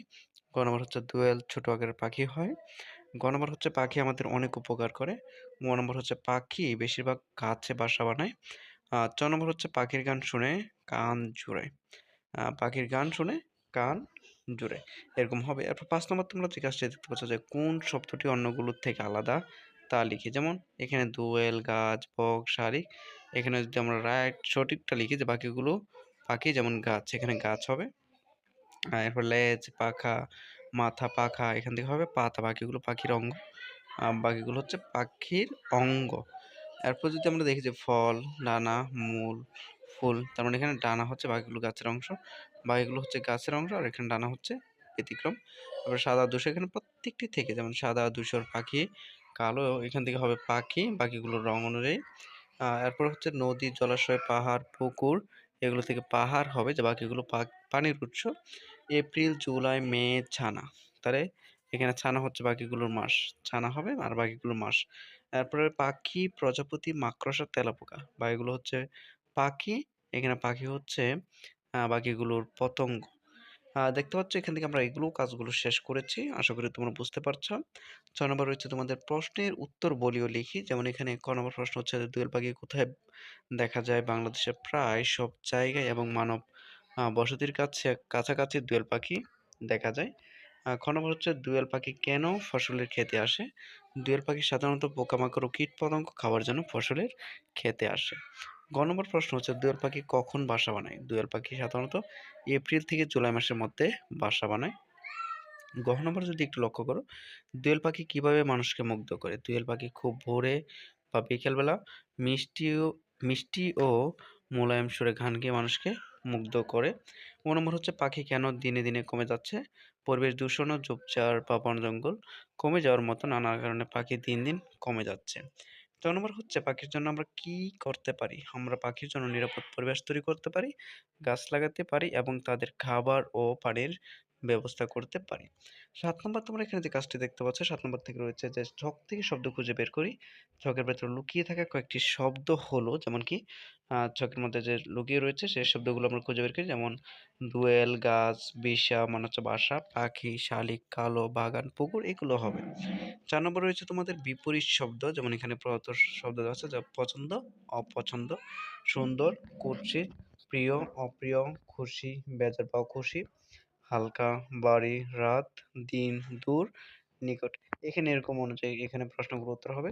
তো সুপ্রিয় শিক্ষার্থীরা, আশা করি তোমরা বুঝতে পেরেছো যে তোমাদের এখানে যে পৃষ্ঠাগুলো আমরা দিয়েছি, যে ২৯, ৩০ এবং ৩১, ৩২ এই পৃষ্ঠাগুলো অনুযায়ী ষষ্ঠ অধ্যায়ের তোমাদের সকল কাজগুলো দেখানোর চেষ্টা করেছি। আই হোপ তোমরা বুঝতে পেরেছো। না বুঝতে থাকলে অবশ্যই কমেন্ট সেকশন রয়েছে, সেখানে যোগাযোগ করতে পারো। আজকের জন্য এখানে বিদায় নিচ্ছি। পরবর্তী ভিডিওগুলো দেখার জন্য অনুরোধ রইলো এবং চ্যানেলটি সাবস্ক্রাইব করা না রাখলে এখনই তোমরা চ্যানেলটি সাবস্ক্রাইব করে রেখে দাও, যেন পরবর্তী ভিডিওগুলো তোমরা খুব সহজে পেয়ে যাও। Thank you so much. আসসালামু আলাইকুম সুপ্রিয় শিক্ষার্থীরা, চতুর্থ শ্রেণী বাংলা নতুন বই ২০২৬ অনুসারে তোমাদের পৃষ্ঠা ২৫ ও ২৬ পৃষ্ঠার তোমাদের এখানে যে কাজগুলো রয়েছে সেগুলো আমরা এখন দেখব, যে আসলে ২৫ এবং ২৬ পৃষ্ঠায় কি কি রয়েছে, কোন কোন কাজগুলো রয়েছে সেগুলো। তোমাদের জন্মেছি এই দেশে সুফিয়া কামাল কবিতার থেকে। যেমন এখান থেকে তোমাদের যে কাজগুলো রয়েছে আমরা যদি একটু দেখি, যে এখানে শব্দার্থগুলো রয়েছে, তোমরা এগুলো একটু শিখে নিবে। এরপর রয়েছে তোমাদের এখান থেকে ২৪ পৃষ্ঠা থেকে কবিতা থেকে মিল শব্দ খুঁজি, এখানে কবিতা থেকে মিল শব্দগুলো খুঁজে লিখতে হবে। এরপর বাক্য লিখতে হবে, গুনগুন, চাষে, ক্লান্তি এগুলো দিয়ে লিখতে হবে। এরপর এখানে শূন্যস্থান রয়েছে, শূন্যস্থানগুলো আমি প্রশ্নগুলো উত্তর সবগুলো তোমাদের দিয়ে দিব। সুতরাং তোমরা পুরো ভিডিওটি তোমরা দেখতে থাকো। আমি এখন তোমাদের একটু কাজগুলো দেখিয়ে দিব, উত্তরগুলো কি হবে। তোমাদের পঞ্চম অধ্যায়ের ২৫ ও ২৬ পৃষ্ঠা অধ্যায়ের কবিতা থেকে এখানে মিল যে শব্দগুলো সেগুলোর থেকে আমরা একটু দেখি। যেখানে হবে বেলা, খেলা, দেশ, বেশ, মন, বন, গর্ব, সর্প, আকাশ, বাতাস এগুলো হবে। এবং বাক্য লিখে এখান থেকে যেমন গুঞ্জন থেকে তোমাদের বাক্য তৈরি করলে হবে সকালে পাখির গুঞ্জনে চারদিক মুখর হয়ে ওঠে। চাষি যদি বাক্য গঠন করি তাহলে হবে চাষি চাষি মাঠে ধান চাষ করে। ক্লান্ত দিয়ে হবে সারাদিন কাজ করে সে খুব ক্লান্ত। সম্মান দিয়ে হবে আমাদের সবার সম্মান করে কথা বলা উচিত। নদী দিয়ে বাক্য তৈরি করলে হবে বাংলাদেশ নদীমাতৃক দেশ। পথ দিয়ে বাক্য তৈরি করলে হবে আমরা সঠিক পথে চলবো। এগুলো হচ্ছে বাক্য তৈরি করবে তোমরা এভাবে করে তোমরা যে কোনো বাক্য দিলে হবে। তারপর ৩ নম্বর রয়েছে এখানে শব্দ দিয়ে শূন্যস্থান পূরণ করতে। এখানে দেখতে পাচ্ছ এই শূন্যস্থান বাক্য শব্দগুলো রয়েছে। ওই শব্দগুলো এখানে শূন্যস্থান পূরণ করতে হবে। যেমন আমরা বড়দের এখানে সম্মান করি, এখানে শূন্যস্থানে হবে সম্মান। তারপর খ নম্বর এখানে কৃষক হয়ে বিশ্রাম নিচ্ছে। তারপর কৃষক মাঠে নানা ধরনের ফসল ফলায়। গ নম্বর হচ্ছে আকাশে সাদা মেঘের বেলা বেশি বেড়ায়। নম্বর হচ্ছে সিলেটে ছোট বড় অনেক পাহাড় আছে। নম্বর হচ্ছে আমরা স্বাধীন দেশের নাগরিক। ৪ নম্বর এখান থেকে তোমরা দেখতে পাচ্ছ যে প্রশ্নের উত্তর বলিও লিখি। এখানে প্রশ্নের উত্তরগুলো লিখতে হবে। যেমন ক্লান্তি দূর করতে কবি কি করেন? কবি সুর নিয়ে গান করেন। খ নম্বর প্রশ্ন কবি কেন এদেশেই মরতে চান? কারণ কবি এই দেশকে ভালোবাসেন এবং এখানেই জন্মেছেন। সুতরাং তিনি এজন্যই এদেশে মরতে চান। গ নম্বর প্রশ্ন মা ডাক কেন এত ভালো লাগে? মা ডাক মধুর ও স্নেহভরা ভোলে ভালো লাগে। ঘ নম্বর প্রশ্ন হচ্ছে এদেশের শিশুরা কি হতে চায়? এদেশের শিশুরা মানুষ হতে চায়। নম্বর প্রশ্ন উত্তর হচ্ছে বাংলাদেশের প্রকৃতির কি কি ভালো লাগে? আকাশ, বাতাস, নদী, পাহাড়, বন ভালো লাগে। যদি এখানে ৫ নম্বর বলা হচ্ছে আবৃত্তি করে, যেমন শিক্ষক শিক্ষার্থী নিজে আবৃত্তি করবে। এখানে যে কবিতাটি আছে সেটি আবৃত্তি করতে বলা হচ্ছে। কবিতাটি আবৃত্তি করো। এখানে আবৃত্তি করবে। এরপর ৭ নম্বর ব্যাখ্যা হচ্ছে যে ব্যাখ্যা বলিও লিখি। শত শয়ান সাত করে এর ধূলি মাখা, ধূলি মাখি সারা গায়। ভর গৌরব মাথা উঁচু করি মানুষ হতে চাই। এই কথাগুলো কবি বলেছেন তিনি দেশের মাটি ভালোবাসেন, দেশের ধুলো মাখাকে তিনি গর্ব করেন। এই গর্ব নিয়েই মাথা উঁচু করে একজন ভালো মানুষ হতে চান। কবির এই কথাগুলো ছিল। তো ৪র্থ শ্রেণী তোমরা যারা রয়েছে বাংলা বিষয়ে তোমাদের ২৬ পৃষ্ঠা এবং ২৫ পৃষ্ঠা যে প্রশ্নগুলো ছিল, সে সকল প্রশ্নগুলো তোমাদের উত্তর দেওয়ার চেষ্টা করেছি। তো প্রিয় শিক্ষার্থীরা তোমাদের আবারও বলবো তোমরা যারা এখনো চ্যানেলটি সাবস্ক্রাইব করেনি তোমরা এখনই চ্যানেলটি সাবস্ক্রাইব করে বেল বাটনে ক্লিক করে আমাদের সঙ্গে থাকো যেন আমাদের দেওয়া প্রত্যেকটি প্রশ্ন উত্তর, প্রত্যেকটি সাজেশন, পরীক্ষার বিস্তারিত টপিকগুলো তোমরা খুব সহজে পেয়ে যাও। সেজন্য বলবো পুরো ভিডিওটি দেখার জন্য তোমাদেরকে অসংখ্য ধন্যবাদ এবং আমাদের সঙ্গেই থাকো। ৪র্থ শ্রেণী বিজ্ঞান ২য় অধ্যায় স্বাস্থ্য সুরক্ষা পৃষ্ঠা ২৫ নম্বরের নতুন বই ২০২৬ অনুসারে তোমাদের প্রশ্নগুলো এখানে আমি তৈরি করেছি। তোমাদের ৪র্থ শ্রেণীর তোমাদের বিজ্ঞান যাদের রয়েছে তোমাদের বিজ্ঞানের ২য় অধ্যায়ের স্বাস্থ্য সুরক্ষা অধ্যায় থেকে ২৫ পৃষ্ঠার আজকে যে প্রশ্নগুলো রয়েছে সেই প্রশ্নগুলো সম্পর্কে আমরা এখন জানবো যারা তোমরা এখনো প্রশ্নের উত্তরগুলো শিখোনি। তো ১ নম্বরে রয়েছে তোমাদের সঠিক কারণ, রোগের নাম ও লক্ষণ মিলকরণ করতে বলা হচ্ছে। ১ নম্বরের কাজগুলো ছিল যে সঠিক কারণ, রোগের নাম ও লক্ষণ মিল করার জন্য আমরা সেগুলো মিল করব। যেমন এখানে আমরা যদি একটু লক্ষ্য করি যে রোগের কারণ। যেমন রোগের কারণগুলো যদি আমরা একটু লক্ষ্য করি যে রোগের কারণের সাথে যেমন আক্রান্ত রোগীর সংস্পর্শে রোগের নাম বিশেষ করে কি হয়ে যায়? চোখ ওঠা। রোগের লক্ষণ হচ্ছে পিচুটি সহ লাল চোখ এগুলো হয়। এরপরে দ্বিতীয়ত হচ্ছে দূষিত পানি পান করার কারণে ডায়রিয়া হয়ে থাকে এবং ঘন ঘন পাতলা পায়খানা এগুলো হয়ে থাকে। মশার কামড়ে ম্যালেরিয়া এবং কাঁপুনি দিয়ে জ্বর এগুলো হয়। ভিটামিন এ এর অভাব রাতকানা, রাতে চোখে ভালো মতো না দেখা। এরপর হচ্ছে কুকুরের কামড়, এটা হচ্ছে রোগের নাম হচ্ছে জলাতঙ্ক, পানি দেখে ভয় পাওয়া। ২ নম্বর কাজটি রয়েছে যেখানে বলা হচ্ছে সঠিক উত্তরে টিক চিহ্ন দাও। সঠিক উত্তরে টিক চিহ্ন দাও। ১ নম্বর রয়েছে নিচের কোনটি সংক্রামক রোগ? যেমন এখানে উত্তরটি হবে ম্যালেরিয়া। ২ নম্বর হচ্ছে কোনটি স্বাস্থ্য রক্ষার জন্য দরকারি? সেটা হচ্ছে নিয়মিত ব্যায়াম করা। ৩ নম্বর হচ্ছে অসংক্রামক রোগ সম্পর্কে নিচের কোনটি সত্য? অসংক্রামক রোগ সম্পর্কে নিচের কোনটি সত্য? সেটা হচ্ছে জীবাণু দ্বারা ছড়ায় না। ৩ নম্বর হচ্ছে যে সংক্ষিপ্ত উত্তর প্রশ্ন, যে সংক্ষিপ্ত প্রশ্নগুলোর উত্তর যেমন এখানে ক নম্বর হচ্ছে রোগের বিস্তার অনুযায়ী শ্রেণীকরণ। ১ নম্বর হচ্ছে পানিবাহিত রোগগুলো হচ্ছে যে আমিষয়, টাইফয়েড, বায়ুবাহিত হচ্ছে সর্দি, ছোঁয়াচে বায়ুবাহিত সর্দি এবং ছোঁয়াচে রোগ হচ্ছে যে চোখ ওঠা। প্রাণী ও পতঙ্গবাহিত মধ্যে রয়েছে ডেঙ্গু, প্লেগ এই রোগগুলো হয়ে থাকে। এগুলো হচ্ছে প্রাণী ও পতঙ্গবাহিত এই থেকে রোগগুলো হয়ে থাকে। খ নম্বর হচ্ছে যে ডায়রিয়া হলে স্যালাইন খেতে হয় কেন? যে ডায়রিয়া হলে শরীর থেকে প্রচুর পরিমাণ পানি ও লবণ বের হয়ে যায় এই ঘাটতি পূরণের জন্য এবং ঘাটতি পূরণের জন্য এবং শরীরকে পানি শূন্যতা থেকে রক্ষা করতে ওটস স্যালাইন খেতে হয়। গ নম্বর প্রশ্ন হচ্ছে অসংক্রামক রোগ প্রতিরোধের উপায়গুলো কি, কি? অসংক্রামক যেমন কি স্বাস্থ্যকর খাবার গ্রহণ, বিশেষ করে সুষম খাদ্য, পর্যাপ্ত পরিমাণে ঘুমানো ও ঘুম, নিয়মিত ব্যায়াম এবং তামাক বা ধূমপান থেকে দূরে থাকার কারণে অসংক্রামক রোগ প্রতিরোধের উপায়গুলো হচ্ছে এগুলো।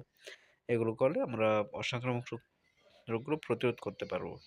৪ নম্বর প্রশ্নগুলো হচ্ছে ৪ নম্বর বলা হচ্ছে যে বর্ণনামূলক প্রশ্নের উত্তর লেখো। যে ক নম্বর হচ্ছে ২টি বায়ুবাহিত রোগের লক্ষণ লেখো। যেমন ইনফ্লুয়েঞ্জা বা সর্দি, হাঁচি-কাশি হওয়া, নাক দিয়ে পানি পড়া এবং হালকা জ্বর হওয়া।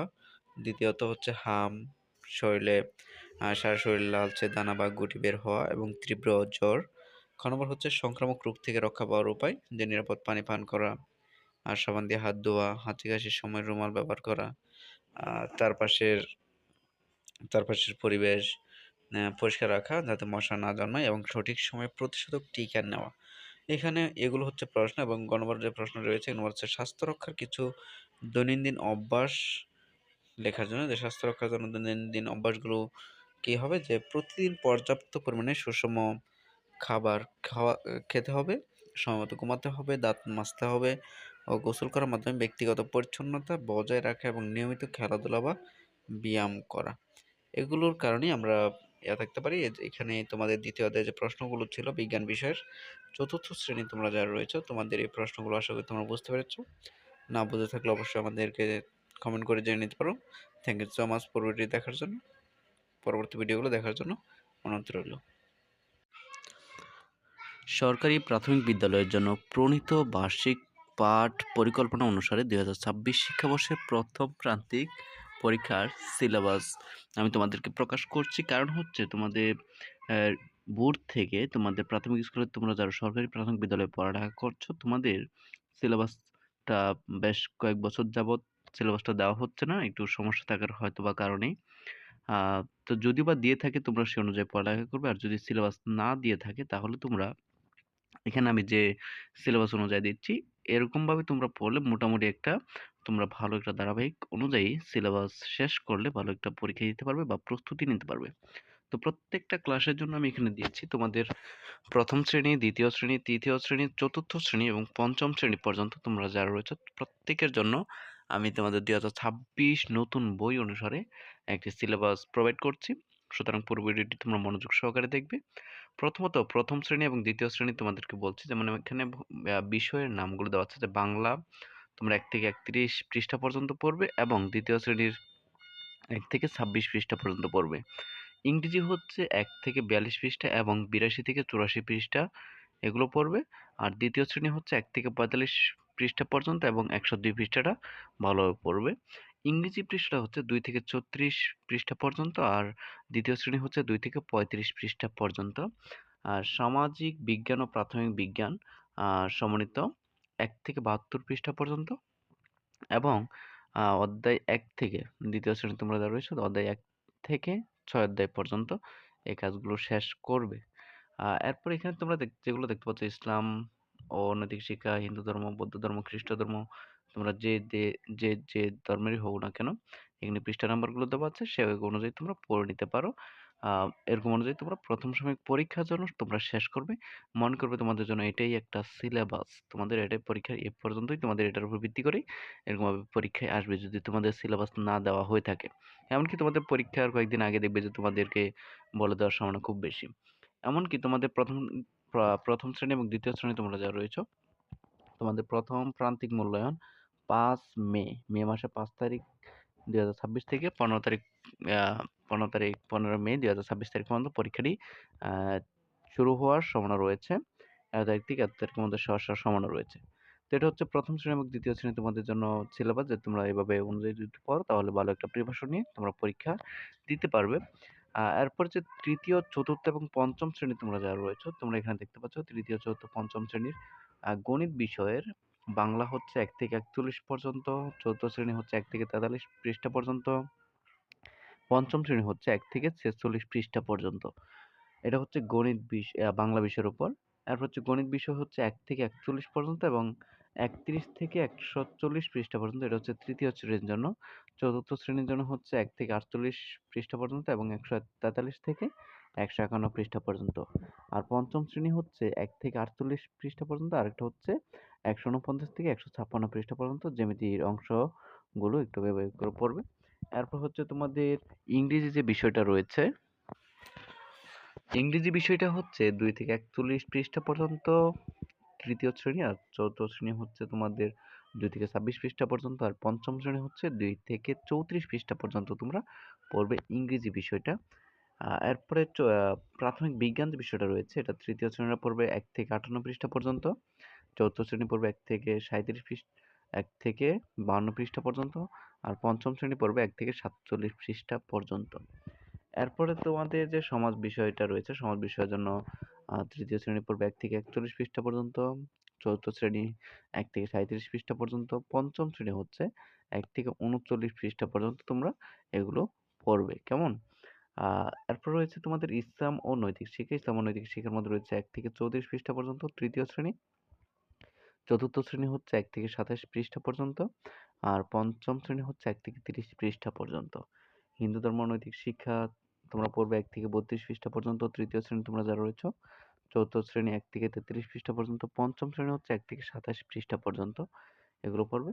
বৌদ্ধ ধর্ম নৈতিক শিক্ষা তোমরা পড়বে 1 থেকে 32 পৃষ্ঠা পর্যন্ত, আর চতুর্থ শ্রেণী পড়বে 1 থেকে 33 পৃষ্ঠা, পঞ্চম শ্রেণী হচ্ছে 1 থেকে 40 পৃষ্ঠা পর্যন্ত পড়বে। খ্রিস্ট ধর্ম তোমরা যারা রয়েছো, যে 1 থেকে 32 পৃষ্ঠা হচ্ছে তৃতীয় শ্রেণী, চতুর্থ শ্রেণী হচ্ছে 1 থেকে 40 পৃষ্ঠা, পঞ্চম শ্রেণী হচ্ছে 1 থেকে 55 পৃষ্ঠার মধ্যে তোমরা কাজগুলো শেষ করবে। এই হচ্ছে তোমাদের প্রথম থেকে পঞ্চম শ্রেণী পর্যন্ত তোমাদের সিলেবাসগুলো দেওয়ার চেষ্টা করছি। এত পৃষ্ঠা থেকে তোমরা এত পৃষ্ঠা অনুযায়ী পড়লে তোমরা একটা ভালো একটা প্রিপারেশন নিতে পারবে, ভালো একটা প্রস্তুতি নিয়ে পরীক্ষাটা দিলে তোমরা ভালো একটা রেজাল্ট করবে বলে আশা করা যায়। কারণ হচ্ছে তোমরা অনেকেই বিভ্রান্ত একটা অবস্থাতে থাকো যে স্যার আমরা কোন অধ্যায় পর্যন্ত পড়বো, কত পৃষ্ঠা পর্যন্ত পড়বো। কেউ সেটা সঠিকভাবে জানে না যে আমরা আমাদের কতটুকু শেষ করতে হবে, কতটুকু প্রথম শ্রেণী পরীক্ষার জন্য শেষ করতে হবে। পরবর্তী প্রথম শ্রেণী পরীক্ষার পরে যে দ্বিতীয় শ্রেণী পরীক্ষা, সেগুলোরও সিলেবাস দিব। তোমাদেরকে অসংখ্য অসংখ্য ধন্যবাদ পুরোপুরি দেখার জন্য, এবং তোমাদের পরীক্ষাটি কিন্তু শুরু হবে 5 মে 2026 থেকে 15 মে। তার মানে তোমাদের কিন্তু সময় নেই। জানুয়ারি মাস চলে গিয়েছে, দেখবো যে মার্চ, এপ্রিল, মার্চ, ফেব্রুয়ারি, মার্চ, এপ্রিল, এই 3টা মাস তোমাদের একটু কাজে লাগাতে হবে। এই অনুযায়ী পড়াগুলো শেষ করতে হবে। তো তোমাদেরকে প্রত্যেককে থ্যাংক ইউ সো মাচ, এবং তোমরা যদি আমাদের বেড়াল স্টাডি পয়েন্ট চ্যানেলটিতে নতুন হয়ে থাকো, তাহলে চ্যানেলটি সাবস্ক্রাইব করে বেল বাটনে ক্লিক করে আমাদের সাথে থাকবে, যেন আমাদের দেওয়া প্রত্যেকটি সাজেশন, প্রত্যেকটি পরীক্ষার সাজেশন খুব সহজে পেয়ে যাও, তোমাদের কাছে সর্বপ্রথমে চলে যায়। Thank you so much everyone. আসসালামু আলাইকুম। ক্লাস 3 ইউনিট 2 পেজ দ্বিতীয় অধ্যায়ের তোমাদের 26, 27, 29 এবং 30 পৃষ্ঠার যে প্রশ্নগুলো রয়েছে, যে কাজগুলো রয়েছে, সেগুলো এখন দেখাবো আমি। অধ্যায়টির নাম হচ্ছে my family, friends, family and number and all question answer new book 2026। তোমাদের 26, 27, 29, 30 পৃষ্ঠার দ্বিতীয় অধ্যায়ের তৃতীয় শ্রেণীর সকল প্রশ্নগুলো দেখানোর চেষ্টা করব। তোমরা একটু ভালো মনোযোগ সহকারে একটু দেখতে থাকো যে আমি কি বলছি, এখানে কি কি রয়েছে। ইউনিট 2 লেসন 3 তে মাই ফ্যামিলি, সাবিয়াস ফ্যামিলি যে প্যাসেজটি রয়েছে, সে প্যাসেজটি তোমাদের এখানে বি নম্বরে যেটি রয়েছে, যে write T for true and F for false. T for মানে হচ্ছে ট্রু ব্যবহার করতে হবে, এবং এফ ফর মানে হচ্ছে ফলস ব্যবহার করতে হবে। ট্রু মানে হচ্ছে সত্য, ফলস মানে হচ্ছে মিথ্যা। যেমন আমরা এখানে যে প্যাসটি পড়েছি, সেই প্যাসটি থেকে এখানে ট্রু ফলস গুলো যদি আমরা একটু দেখি, যে এখানে বলা হচ্ছে the girl's name is Samia, তার নাম হয় সামিয়া। এখানে কিন্তু সামিয়া নেই, সুতরাং এটি হচ্ছে একটা ফলস। তাহলে ট্রু নেম হচ্ছে সাবিহা, আমরা জানি। যেহেতু সামিয়া দেওয়া আছে, তার মানে এটা ফলস। তারপর এখানে দেওয়া আছে শি ইজ ইন ক্লাস 3, তার মানে এটা ট্রু। তারপর শি ইজ এ স্টুডেন্ট, এটা true. This are 4 members in her family, তাদের পরিবারের 4 জন সদস্য রয়েছে, true. Her brother is 3 years old, তার ভাইয়ের বয়স 3 বছর, এটা হচ্ছে ফলস, কারণ তার ভাইয়ের বয়স হচ্ছে 1 বছর, যার কারণে এটা ফলস হচ্ছে। তারপর সি নম্বরে এখানে যে কাজটি রয়েছে, আনসার দ্য ফলোইং কোয়েশ্চেন, এখানে 1 নম্বর বলা হচ্ছে what is the girl's name, বালিকাটির নাম কি, the girl's name is Sabiha. তারপরে 2 নম্বরে হচ্ছে how many members are there in her family, তাদের পরিবারে কতজন সদস্য রয়েছে? There are 4 members in her family. তাদের পরিবারে 4 জন সদস্য রয়েছে। What does her mother do? আ তার মা কি করে? Her mother is a banker. ৪ নম্বর হচ্ছে What does her father do? তার বাবা কি করে? Her father is a teacher. তার বাবা একজন শিক্ষক। ৫ নম্বর হচ্ছে How old is her brother? তার ভাইয়ের বয়স কত? Her brother is only 1 years old. তার ভাইয়ের বয়স মাত্র ১ বছর বয়স। এরপর এখান থেকে তোমাদের একটি কাজ দেওয়া আছে যে এখানে বলা হচ্ছে let's practice matching and tick.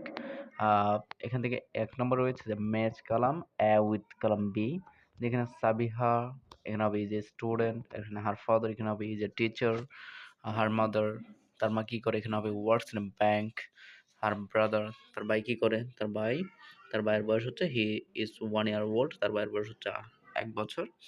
এরপরে এখান থেকে যে কাজগুলো রয়েছে এখানে বলা হচ্ছে ২ নম্বরে put tick mark to the right answer. এখান থেকে যেটি সঠিক সেটির মধ্যে টিক মার্ক দিতে বলছে এবং সঠিক উত্তরটি দিতে বলছে। যেমন এখানে মিস্টার আমিনুল ইসলাম এই যে কি তিনি কি শিক্ষক নাকি ব্যাংকার, এখানে সেটি সিলেক্ট করতে হবে। যেমন যেহেতু উনি টিচার, আমিনুল ইসলাম একজন টিচার, সেহেতু এখানে টিচারের মধ্যে টিক চিহ্ন দিয়ে মার্ক করতে হবে। এরপর হচ্ছে সাবিহা ইজ ইন ক্লাস 3, এখানে 3 হবে। আর শি হ্যাজ এ ব্রাদার, তার একজন ভাই আছে। ডি নম্বর হচ্ছে সাবিহাস মাদার ইজ এ, এখানে হবে তিনি কিন্তু ডক্টর না, যার কারণে এখানে ব্যাংকার হবে, এখানে ব্যাংকার সিলেক্ট করতে হবে। ৩ নম্বর হচ্ছে সাবিহা ফ্যামিলি হ্যাজ 4 মেম্বার্স, সাবিহার পরিবারে 4 জন সদস্য রয়েছে, এখানে 4 হবে, 3 হবে না। ইউনিট 2 থেকে লেসন 5 এ রয়েছে মাই ফ্রেন্ড সুনীল অ্যান্ড রাহাতের যে প্যাসেজটি রয়েছে সেই প্যাসেজটি থেকে এখানে প্রশ্নগুলো আনসার দিতে হবে। যেমন এখানে পেয়ার ওয়ার্ক মানে হচ্ছে জোড়া বেঁধে কাজ করতে হবে। আস্ক অ্যান্ড আনসার, জিজ্ঞাসা করে এবং উত্তর দাও। যেমন এখানে ১ নম্বর রয়েছে যে হাউ ওল্ড ইজ সুনীল, সুনীলের বয়স কত? সুনীল ইজ 8 ইয়ার্স ওল্ড, সুনীলের বয়স হচ্ছে ৮ বছর। ২ নম্বর প্রশ্ন হচ্ছে what is his best friends name, তার প্রিয় বন্ধুর নাম কি বা বেস্ট ফ্রেন্ডের নাম কি? যে his best friend name is Rahat, তার প্রিয় বন্ধুর নাম হচ্ছে রাহাত। তারপরে ৩ নম্বর রয়েছে where does Rahat live, Rahat কোথায় বাস করে? Rahat lives near Sunil house, এটা হবে। ৪ নম্বর রয়েছে what do they do in afternoon, তার বিকালে কি করে? In the afternoon they play football, তার বিকালে খেলাধুলা করে। এখান থেকেও একটি প্র্যাকটিস রয়েছে এখানে বলা হচ্ছে let's practice tick and feel in the blanks, যেখানে চলো এগুলো প্র্যাকটিস করি, চর্চা করি, যেগুলো সঠিক সেগুলোর মধ্যে টিক চিহ্ন ব্যবহার করে কাজ করি শূন্যস্থানগুলোতে। যেমন এখানে সুনীল ইজ, এখানে শূন্যস্থানে পূরণ করতে হবে যে 8 ইয়ার্স ওল্ড, এখানে 8 ইয়ার্স, যেগুলোতে কালো দাগ রয়েছে সেগুলা বিশেষ করে হবে, আনসার হবে। বি নম্বর হচ্ছে Rahat is good at English, তাহলে এখানে ইংলিশ হবে। তারপরে সি নম্বর হচ্ছে দে প্লে ফুটবল। ডি নম্বর হচ্ছে ইন দ্য আফটারনুন দে, এখানে প্লে, তার বিকালবেলা খেলে, এখানে খাওয়া হবে না, ইট হবে না, তার মানে এখানে হবে প্লে হবে। তারপর ২ নম্বরে এখানে দেখতে পাচ্ছ তোমরা যে read activity and complete the sentence, এখানে বাক্যটি সম্পূর্ণ করতে বলছে কাজের মাধ্যমে, যে এখানে কি হবে। এখানে আমরা যদি একটু লক্ষ্য করি, এখানে এ নাম্বারে রয়েছে সুনীল হ্যাজ ম্যানি, তাহলে এখানে সুনীল হ্যাজ ম্যানি, এখানে কি হবে? ফ্রেন্ডস হবে, শূন্যস্থানগুলো পূরণ করতে হবে, ফিল ইন দ্য ব্লাঙ্কস, শূন্যস্থানগুলো পূরণ করবে। বি নম্বর হচ্ছে Rahat lives near Sunil's house, তাহলে এখানে নিয়ার হবে। সি নম্বর রয়েছে they play football in the afternoon, এখানে সি নম্বর এই কাজটি ব্যবহার করে কাজ করতে হবে। তো সুপ্রিয় শিক্ষার্থী, এই ছিল তোমাদের এই অধ্যায় থেকে এই কাজগুলো, আশা করি তোমরা বুঝতে পেরেছ। যদি না বুঝে থাকো অবশ্যই আমাদের কমেন্টে জিজ্ঞাসা করে জেনে নিতে পারো, বা আমাদের এখানে হোয়াটসঅ্যাপ লিঙ্ক দেওয়া থাকবে, সেগুলোতে তোমরা জিজ্ঞেস করে জেনে নিতে পারো। তো পুরো ভিডিওটি দেখার জন্য তোমাদেরকে অসংখ্য অসংখ্য ধন্যবাদ। এরকম নতুন নতুন ভিডিওগুলো পেতে হলে অবশ্যই বলবো চ্যানেলটি সাবস্ক্রাইব করে বেল বাটনে ক্লিক করে আমাদের সঙ্গেই থাকবে। Thank you so much. আসসালামু আলাইকুম। তৃতীয় শ্রেণী বাংলা পাঠ ৮ মানে হচ্ছে ৮ অধ্যায় আমি হব কবিতাটি থেকে কবিতার সকল প্রশ্নের উত্তরগুলো আজকে আমরা দেখব। পৃষ্ঠা নম্বর হচ্ছে ২৪ এবং ২৫ পৃষ্ঠার যে প্রশ্নগুলো রয়েছে সেগুলো নতুন বই ২০২৬ অনুসারে। আমি হব কবিতা এবং এর অনুশীলনী দেওয়া আছে, নিচে কবিতার উপর ভিত্তি করে সকল প্রশ্ন উত্তর গুছিয়ে দেওয়া হলো। ১ নম্বর রয়েছে খালি জায়গায় শব্দ বসাই, বেলা, অলস, রাত, রাত এই শব্দগুলো বসিয়ে শূন্যস্থানগুলো পূরণ করতে হবে।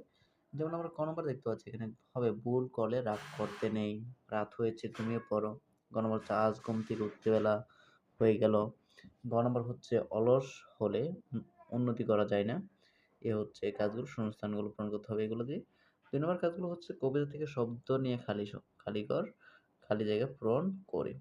এখানে ১ম থেকে যদি আমরা একটু লক্ষ্য করি যে এখানে রয়েছে যে আমি হব সকালবেলার পাখি, সবার আগে কুসুম বাগে উঠবো আমি ডাকি, সূর্যি মামা যেগুলোর মধ্যে কালো বোল্ড করা আছে যে শব্দগুলো সেগুলো হচ্ছে শূন্যস্থান পূরণ করতে হবে সেগুলো দিয়ে। সূর্যি মামা জাগার আগে উঠবো আমি জেগে, হয়নি সকাল ঘুমো এখন মা বলবেন রেগে। এরপর রয়েছে ৪ নম্বর কাজ রয়েছে যে এখানে কাজ বোঝায় এমন শব্দগুলো আলাদা করি। কাজ বোঝায় এমন শব্দগুলো আলাদা করে কাজগুলো করতে হবে। যেমন এখানে আ স্যার লিখেছি যে বাক্য, এক পাশে হচ্ছে বাক্য, বাম পাশে হচ্ছে বাক্য, ডান পাশে হচ্ছে কাজ বোঝানোর শব্দ। যেমন এখানে আমি সকালে ঘুম থেকে উঠি। তার মানে ওঠা হচ্ছে একটা কাজ। ওঠা হচ্ছে একটা কাজ। এটা কাজ। তারপর আমরা ভাত খাই। তাহলে খাই, খাওয়া হচ্ছে একটা কাজ। তুমি একটা ভালো তুমি একটা কবিতা বলো। কারণ বলা হচ্ছে একটা কাজ। তারপর তোমরা মাঠে বল খেলছো। খেলা হচ্ছে একটা কাজ। সে বই পড়ছে। তাহলে পড়া হচ্ছে একটা কাজ। তারা স্কুলে গিয়েছে। যাওয়া হচ্ছে একটা কাজ। এরপরে ৫ নম্বরে রয়েছে যে প্রশ্নগুলোর উত্তর দাও। যে এখানে বলা হচ্ছে খোকা কি হতে চায়? খোকা সকালবেলার পাখি হতে চায়। খ নম্বর প্রশ্ন হচ্ছে যে কার জাগার আগে খোকা জেগে উঠতে চায়? সূর্যি মামা জাগার আগে খোকা জেগে উঠতে চায়। গ নম্বর প্রশ্নগুলো হচ্ছে খোকা কাকে আলসেমি বলছে? খোকা তার মাকে আলসেমি বলছে। তুমি কখন ঘুম থেকে ওঠো? আমি প্রতিদিন খুব ভোরের সকালে ঘুম থেকে উঠি। ৬ নম্বর বলা হচ্ছে যে ঘুম থেকে উঠে যা যা করি বলো এবং লেখো। যে আমি ঘুম থেকে উঠে নিজের কাজগুলো করি। কি করি সেগুলো যেমন দাঁত ব্রাশ করি, হাত মুখ ধুতো করি, পরিষ্কার করি। তারপর বড়দের সালাম দিই বা প্রণাম করি। কিছুক্ষণ সকালে নাস্তা সেরে পড়তে বসি। তো এগুলো হচ্ছে ঘুম থেকে উঠে যা যা করি আমাদের সে কাজগুলো। এরপরে ৭ নম্বরে এখানে কাজগুলো এরপরে দেখতে পাচ্ছ যে কি স্কুলের জন্য ব্যাগ গুছিয়ে তৈরি হই। এই হচ্ছে কাজগুলো। তো সুপ্রিয় শিক্ষার্থীরা তোমাদের এখানে এই অধ্যায়ে পাঠ ৭ যে অধ্যায়টি রয়েছে আমি হব যে কবিতা পাঠ ৮ কবিতাটি। আ আমি হব কবিতাটি থেকে যে কাজগুলো দেখিয়েছি এটা হচ্ছে তোমাদের ২৪ এবং ২৫ পৃষ্ঠার উত্তরগুলো। তো আশা করি তোমরা বুঝতে পেরেছ। না বুঝে থাকলে অবশ্যই আমাদের কমেন্ট সেকশনে কমেন্ট করতে পারো বা হোয়াটসঅ্যাপ লিংক দেওয়া থাকবে সেখানে তোমরা যোগাযোগ করতে পারবে। আ তাহলে বলব তোমরা আমাদের দেওয়া ভিডিওগুলো যদি তোমাদের কাছে ভালো লেগে থাকে তাহলে ভিডিওটি সাবস্ক্রাইব করে, লাইক, কমেন্ট করে, শেয়ার করে আমাদের সাথেই থাকবে। Thank you so much. তৃতীয় শ্রেণী বাংলা পাঠ ৭ ঘাসফড়িং আর পিঁপড়ার গল্প পৃষ্ঠা ২২ সকল প্রশ্ন উত্তর নতুন বই ২০২৬ অনুসারে ঘাসফড়িং আর পিঁপড়ার গল্প পড়ে অনুসরণী অংশের সকল উত্তর নিচে দেওয়া হলো। যে প্রথম নম্বর তোমাদের ১ নম্বর যে কাজগুলো রয়েছে যুক্তবর্ণ ভেঙে লিখো এবং একটি করে নতুন শব্দ বানাও। এখানে যে কাজটি রয়েছে যে যেমন জিজ্ঞাসা এটাকে থেকে যদি আমরা যুক্তবর্ণগুলো ভাঙি তাহলে এখানে পাওয়া যায় বর্গীয় ঝ যোগ ইয় এবং এটা দিয়ে শব্দ তৈরি করলে হয় জ্ঞান। তারপর ক্ষুধা রয়েছে, ক্ষুধা থেকে ক্ষীয়কে যদি আমরা ভাঙি তাহলে পাওয়া যায় ক যোগ মূর্ধন্য ষ এবং এটা দিয়ে শব্দ তৈরি করলে হচ্ছে ক্ষমা। সঞ্চয় থেকে যদি আমরা যুক্তবর্ণ ভাঙি তাহলে এখানে পাওয়া যায় ইয়য় ইয় যোগ চ, এটাকে দিয়ে শব্দ তৈরি করলে হচ্ছে অঞ্চল। কষ্ট থেকে যদি করি তাহলে এখানে মূর্ধন্য ষয়ট, তাহলে মূর্ধন্য ষয়টকে ভাঙলে পাওয়া যায় মূর্ধন্য ষয় যোগ ট, এটা দিয়ে শব্দ করলে হয় মিষ্টি। এই হচ্ছে যুক্তবর্ণগুলো কাজগুলো। যে এরপর ২ নম্বর কাজগুলো হচ্ছে বাক্যগুলো এলোমেলো আছে সাজিয়ে লিখো। গল্পের ঘটনাক্রম অনুযায়ী বাক্যগুলো সাজালে হবে। যেমন আমরা যদি একটু দেখি যে দেখতে দেখতে শীতকাল এসে গেল, এরপর হচ্ছে সূর্যের তাপ কমে গেল, চারপাশ কুয়াশায় ভরে গেল। ৪ নম্বর হচ্ছে তখন ঘাসফড়িং আর খাবার খুঁজে পায় না। ৫ নম্বর হচ্ছে খেলতেও পারে না। এটা হচ্ছে সাজালে যে এখানে এলোমেলো বাক্যগুলো দেওয়া ছিল সেগুলো সাজালে মূলত এটা হয়। এরপর ৩ নম্বর রয়েছে যে উত্তর বলি এবং লিখি, যে উত্তর বলি এবং লিখি যে কাজগুলো রয়েছে যে এখানে ক নম্বর হচ্ছে পিঁপড়া রোদের মধ্যে কি করছিল? পিঁপড়া রোদের মধ্যে শীতকালের জন্য বড় একটা খাবারের বোঝা টেনে নিয়ে যাচ্ছিল এবং খাবার সঞ্চয় করছিল। এটা হচ্ছে পিঁপড়ার কাজ করছিল। তারপর খ নম্বর হচ্ছে ঘাসফড়িং কি করছিল? ঘাসফড়িং ঘাসের উপর তিরিং বিরিং করে খেলা করছিল এবং গান গেয়ে বেড়াচ্ছিল। এটা হচ্ছে খ নম্বর প্রশ্ন। গ নম্বর প্রশ্ন হচ্ছে ঘাসফড়িং কেন পিঁপড়ার বাসায় গেল? শীতকাল আসার পর ঘাসফড়িং কোনো খাবার খুঁজে পাচ্ছিল না, সে খুব ক্ষুধার্ত হয়ে পড়েছিল, তাই খাবারের আশায় পিঁপড়ার বাসায় গিয়েছিল। তারপর হচ্ছে কে বোকা, পিঁপড়া নাকি ঘাসফড়িং? ঘাসফড়িং খুবই বোকা, কারণ হচ্ছে সে সময়ের কাজ সময় না করে শুধু খেলাধুলা করে সময় নষ্ট করেছিল এবং ভবিষ্যতের জন্য কোনো খাবার সঞ্চয় করেনি। এটা হচ্ছে পিঁপড়ার কাজগুলো, যে কে বোকা, পিঁপড়া নাই ঘাসফড়িং, এটা হচ্ছে এটা।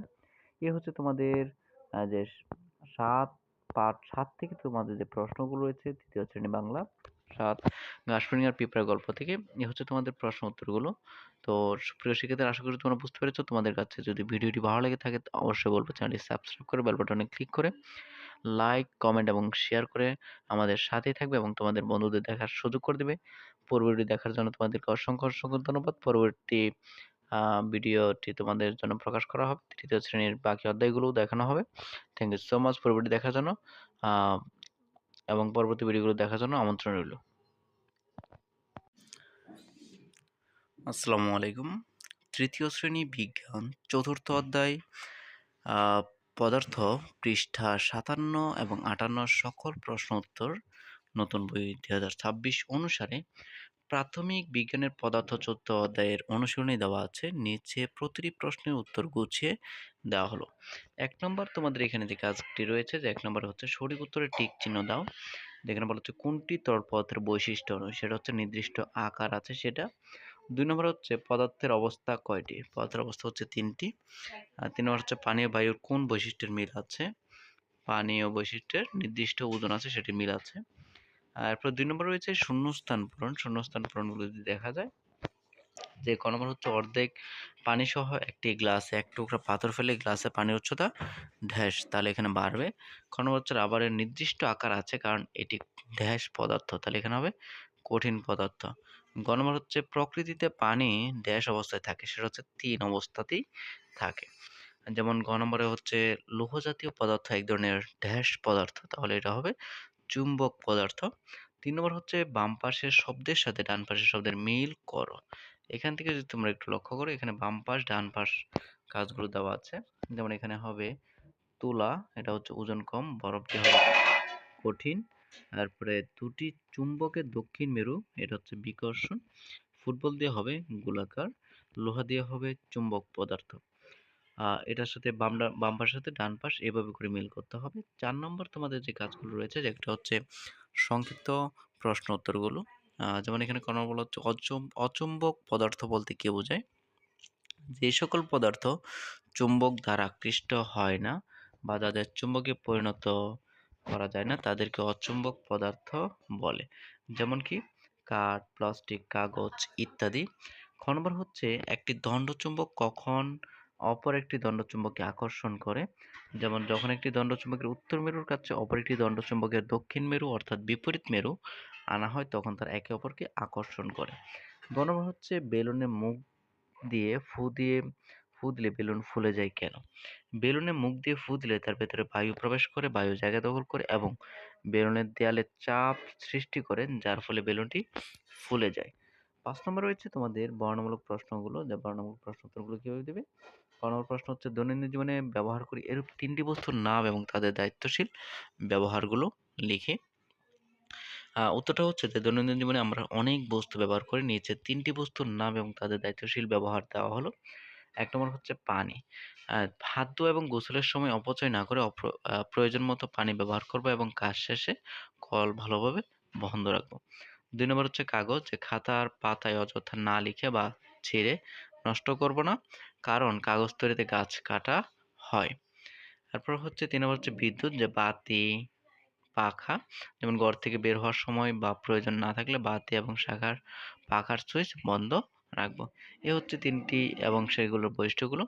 তো সুপ্রিয় শিক্ষার্থীরা আশা করি তোমরা বুঝতে পেরেছো। তোমাদের এখানে যে প্রশ্নগুলোর উত্তর ছিল যে ৩য় শ্রেণীর বিজ্ঞান ৪র্থ অধ্যায়ের পদার্থ যে অধ্যায়টি রয়েছে ৫৭-৫৮ পৃষ্ঠার সকল প্রশ্ন উত্তরগুলো দেখানোর চেষ্টা করছি। আশা করি তোমাদের কাছে ভিডিওটি সম্পূর্ণ ভালো লেগেছে। যদি ভিডিওটি ভালো লেগে থাকে তাহলে বলবো লাইক, কমেন্ট এবং শেয়ার করে আমাদের সাথেই থাকবে এবং চ্যানেলটি সাবস্ক্রাইব করে বেল বাটনে ক্লিক করে রাখবে যেন আমাদের দেওয়া ভিডিওগুলো সর্বপ্রথম তোমাদের কাছে চলে যায়। থ্যাংক ইউ সো মাচ পুরো ভিডিওটি দেখার জন্য। আসসালামু আলাইকুম। ৩য় শ্রেণী বিজ্ঞান ৩য় অধ্যায় পৃষ্ঠা ৩৭-৩৮ সকল প্রশ্নের উত্তর নতুন বই ২০২৬ অনুসারে। তোমাদের এখানে প্রথমত হচ্ছে সঠিক উত্তরগুলো রয়েছিল, সেই সঠিক উত্তরগুলো আমরা এখানে একটু দেখে নিব। যে ১ নম্বর রয়েছে তোমাদের সঠিক উত্তরে টিক চিহ্ন দিয়ে সেগুলো লিখতে হবে। ১ নম্বর রয়েছে কোন খাদ্যটি শুধু দুধ থেকে তৈরি হয়? সেটা হচ্ছে মাখন। ২ নম্বর হচ্ছে আম কোন ঋতুর সময়ের ফল? সেটা হচ্ছে গ্রীষ্মকাল। ৩ নম্বর হচ্ছে গোস্ত আমাদের শরীরে প্রধানত কোন ধরনের কাজ করে? সেটা হচ্ছে দেহের ক্ষয়পূরণ করে। ২ নম্বর হচ্ছে শব্দগুলো থেকে সঠিক শব্দ নিয়ে শূন্যস্থান পূরণ করো। যেখানে আ যে শব্দগুলো দেওয়া আছে, উপরে যে শব্দগুলো দেওয়া আছে, সে শব্দগুলো থেকে শূন্যস্থান পূরণ করতে হবে। ক নম্বর রয়েছে শর্করা জাতীয় খাদ্য থেকে আমরা শক্তি পাই। খ নম্বর হচ্ছে টিউবওয়েলের পানিতে বিভিন্ন ধরনের খনিজ লবণ মিশ্রিত থাকে। গ নম্বর হচ্ছে ডিমের সাদা অংশ আমিষ আর কুসুম চর্বি জাতীয় পদার্থ। গ নম্বর হচ্ছে মানুষ বাদাম খেলে তাদের শরীর মোটা হয়ে যায়। ৩ নম্বর এখানে রয়েছে তোমাদের বাম পাশের শব্দগুলোর সাথে ডান পাশের শব্দগুলো মিল করো। যেমন তোমাদের বাম পাশে রয়েছে যেমন ডাবের পানি, এটা হবে স্বাস্থ্যকর কোমল পানীয়। মোটা শাকসবজি, এটা হচ্ছে ভিটামিন। খোলা খাবার, খোলা খাবার এটা খুবই জীবাণু। সিমের বিচি, এটা হচ্ছে আমিষ। আমি এখানে ডিরেক্টলি উত্তর সহ দিয়ে দিয়েছি। ৪ নম্বর তোমাদের যে কাজগুলো রয়েছে সেটা হচ্ছে যে সংক্ষিপ্ত প্রশ্নগুলো উত্তর দিতে বলা হচ্ছে। ক নম্বর প্রশ্ন হচ্ছে আমাদের খাবারের প্রধান দুটি উৎসবের নাম লিখো। যে আমাদের খাবারের প্রধান দুটি উৎসবের নাম হলো যেমন উদ্ভিদ এবং প্রাণী। এখান থেকে আমরা খাবারগুলো পেয়ে থাকি। খ নম্বর রয়েছে আমিষ জাতীয় খাদ্য আমাদের শরীরে কি ধরনের কাজ করে? আমিষ জাতীয় খাদ্য দেহের ক্ষয় পূরণ করে এবং শরীর গঠন সাহায্য করে। গ নম্বর প্রশ্ন যে নিরাপদ ও স্বাস্থ্যকর খাদ্য বলতে কি বোঝায়? যেই খাদ্য পরিষ্কার, জীবাণুমুক্ত এবং শরীরের জন্য উপকারী তাকে নিরাপদ ও স্বাস্থ্যকর খাদ্য বলে। গ নম্বর হচ্ছে নিরাপদ পানীয়ের দুটি উদাহরণ দাও। যে ফোটানো পানি, বিশুদ্ধ টিউবওয়েলের পানি। ৫ নম্বর হচ্ছে বর্ণনামূলক প্রশ্ন। আমাদের শরীরে খাদ্যের পুষ্টি উপাদানের প্রয়োজনীয়তা বর্ণনা করো। যে আমাদের শরীর সুস্থ রাখতে খাদ্যের পুষ্টি উপাদান অত্যন্ত প্রয়োজনীয়। শর্করা শক্তি যোগায়, আমিষ দেহ গঠন ও ক্ষয় পূরণ করে, চর্বি শক্তি সঞ্চয় করে, ভিটামিন ও খনিজ লবণ রোগ প্রতিরোধ ক্ষমতা বাড়ায়। এইসব পুষ্টি উপাদান না পেলে শরীর দুর্বল হয়ে পড়ে। ক নম্বর রয়েছে যে নিচের ফলগুলোকে শ্রেণীবদ্ধ করো। যে ছক অনুযায়ী এখানে যে নিচের ফলগুলো রয়েছে কলা, পেয়ারা, কাঁঠাল, আম, তাল, বরই, পেঁপে, তরমুজ। এগুলো থেকে আমরা বাছাই করব কোনটা গ্রীষ্মকালীন ফল, কোনটা সারা বছরের ফল এবং কোনটা শীতকালীন ফল, কোন ফলগুলো আমরা কোন সময় পেয়ে থাকি সেগুলো। যেমন গ্রীষ্মকালীন ফলগুলো হচ্ছে যেমন আম, কাঁঠাল, তাল, তরমুজ, এগুলো হচ্ছে গ্রীষ্মকালীন ফল। সারা বছরের ফলগুলো হচ্ছে কলা, পেঁপে এবং পেয়ারা, এগুলো সারা বছর পাওয়া যায়। এবং শীতকালীন ফল হলো যে বরইটা আমরা শুধু শীতকালেই পেয়ে থাকি।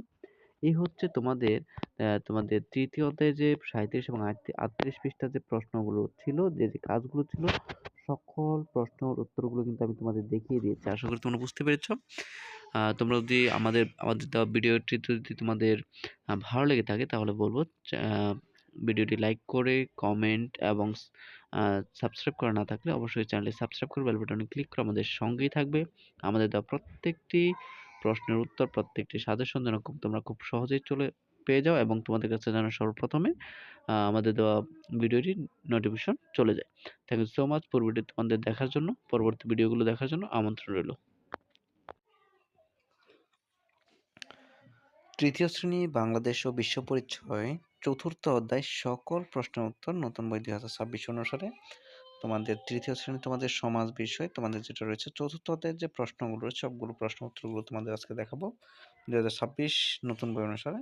এখানে ক নম্বর দেখতে পাচ্ছ সঠিক উত্তরের পাশে টিক চিহ্ন দাও। এখানে সঠিক উত্তরের পাশে টিক চিহ্ন দিতে বলছে। যেমন জনসংখ্যার ভিত্তিতে বাংলা ভাষার স্থান কততম? সেটা হচ্ছে ৫ম তম। ২ নম্বর হচ্ছে নারীদের ঐতিহ্যবাহী পোশাক কোনটি?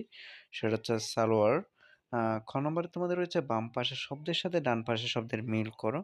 বাম পাশের শব্দগুলো রয়েছে যেমন বাংলা, পান্তাভাত, কামিজ, ঈদুল ফিতর, এগুলো রয়েছে। তাহলে বাংলা, এটা ডান পাশেরটা হবে বাসা, পান্তাভাত খাবার, কামিজ এটা হচ্ছে মেয়েদের পোশাক, ঈদুল ফিতর এটা হচ্ছে একটা ধর্মীয় অনুষ্ঠান, লুঙ্গি হচ্ছে ছেলেদের পোশাক। তোমরা বাম ডানটা এভাবে পূরণ করবে। গ নম্বর থেকে রয়েছে তোমাদের সংক্ষিপ্ত প্রশ্ন উত্তর। যে সংক্ষিপ্ত প্রশ্নগুলো বলা হচ্ছে যে সাংস্কৃতিক উপাদানগুলো কি কি? পোশাক, বাসা, পোশাক, খাদ্যাভ্যাস, ধর্মীয় উৎসব, গান, নাচ ও আচার অনুষ্ঠানে সাংস্কৃতিক উপাদান। এগুলো হচ্ছে এটা। এরপর ২ নম্বরে রয়েছে বিভিন্ন নৃগোষ্ঠীর কয়েকটি পোশাকের নাম লেখা। যেমন মারমা, চাকমা, গারো, সাঁওতাল, খাসি। এগুলো হচ্ছে বিভিন্ন নৃগোষ্ঠীর কয়েকটি পোশাকের নাম। এর বর্ণনামূলক প্রশ্নের মধ্যে রয়েছে তোমাদের যেমন আমাদের দেশে প্রচলিত সঙ্গীত, নৃত্য, উৎসবের একটি তালিকা তৈরি করো।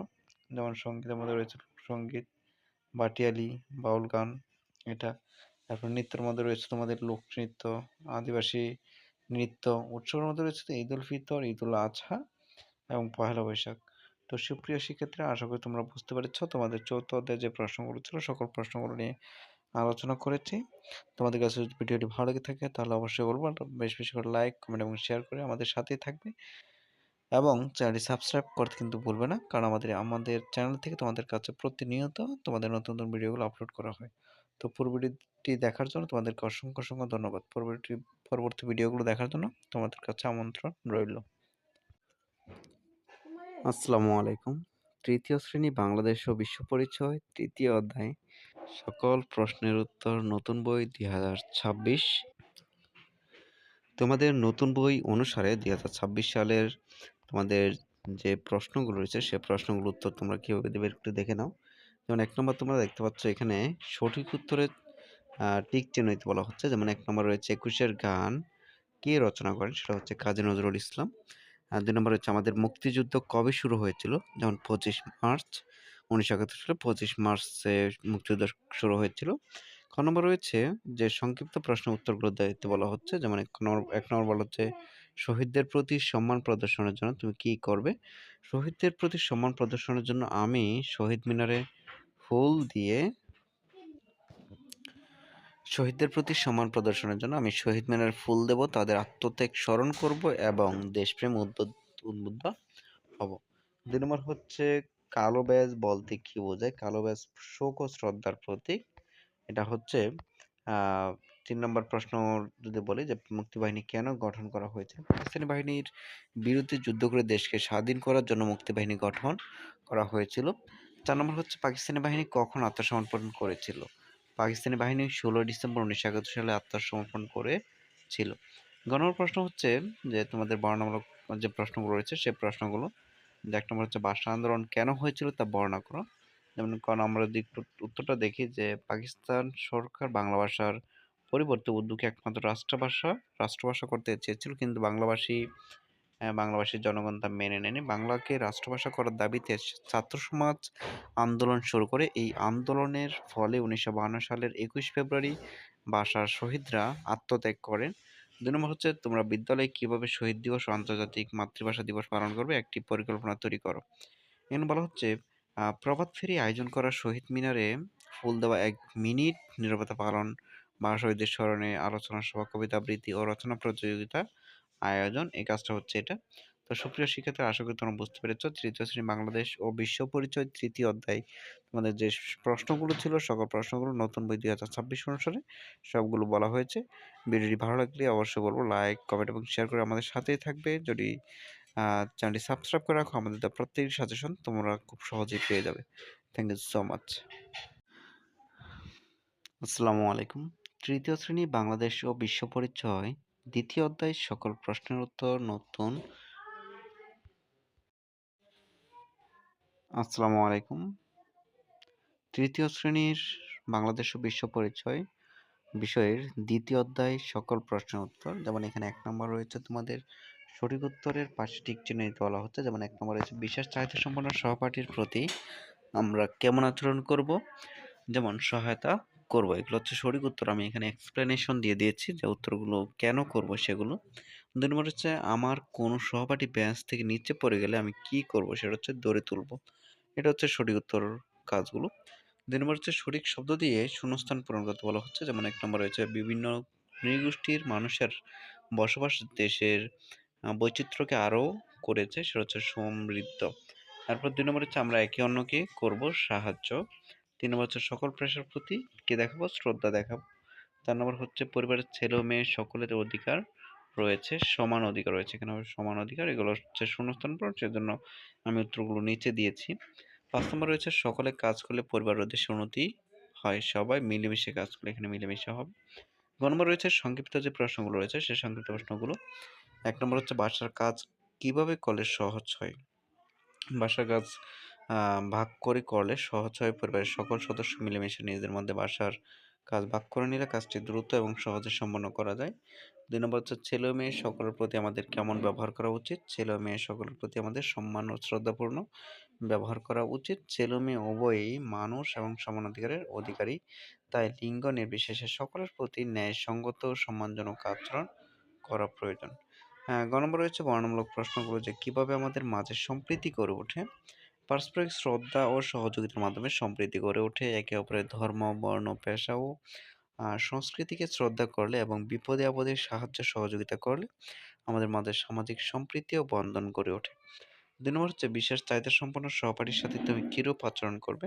যে আমি বিশেষ চাহিদা সম্পন্ন সহপাঠীর সাথে বন্ধুত্বপূর্ণ আচরণ করব। আমি তাকে পড়াশোনায় সাহায্য করব, তার সাথে খেলাধুলা করব এবং তার প্রতি সহানুভূতিশীল থাকব। তাকে কোনোভাবেই অবহেলা বা কটূক্তি করব না। এ হচ্ছে তোমাদের ২য় অধ্যায়ের সকল প্রশ্নগুলোর উত্তর দিয়েছি। আশা করি তোমরা বুঝতে পেরেছ। যদি আমাদের দেওয়া ভিডিওটি তোমাদের ভালো লাগে থাকে অবশ্যই চ্যানেলটি সাবস্ক্রাইব করে বেল বাটনে ক্লিক করে আমাদের সাথেই থাকবে। এরকম নতুন ভিডিওগুলো পেতে হলে অবশ্যই বলব আমাদের সঙ্গে থাকবে। Thank you so much.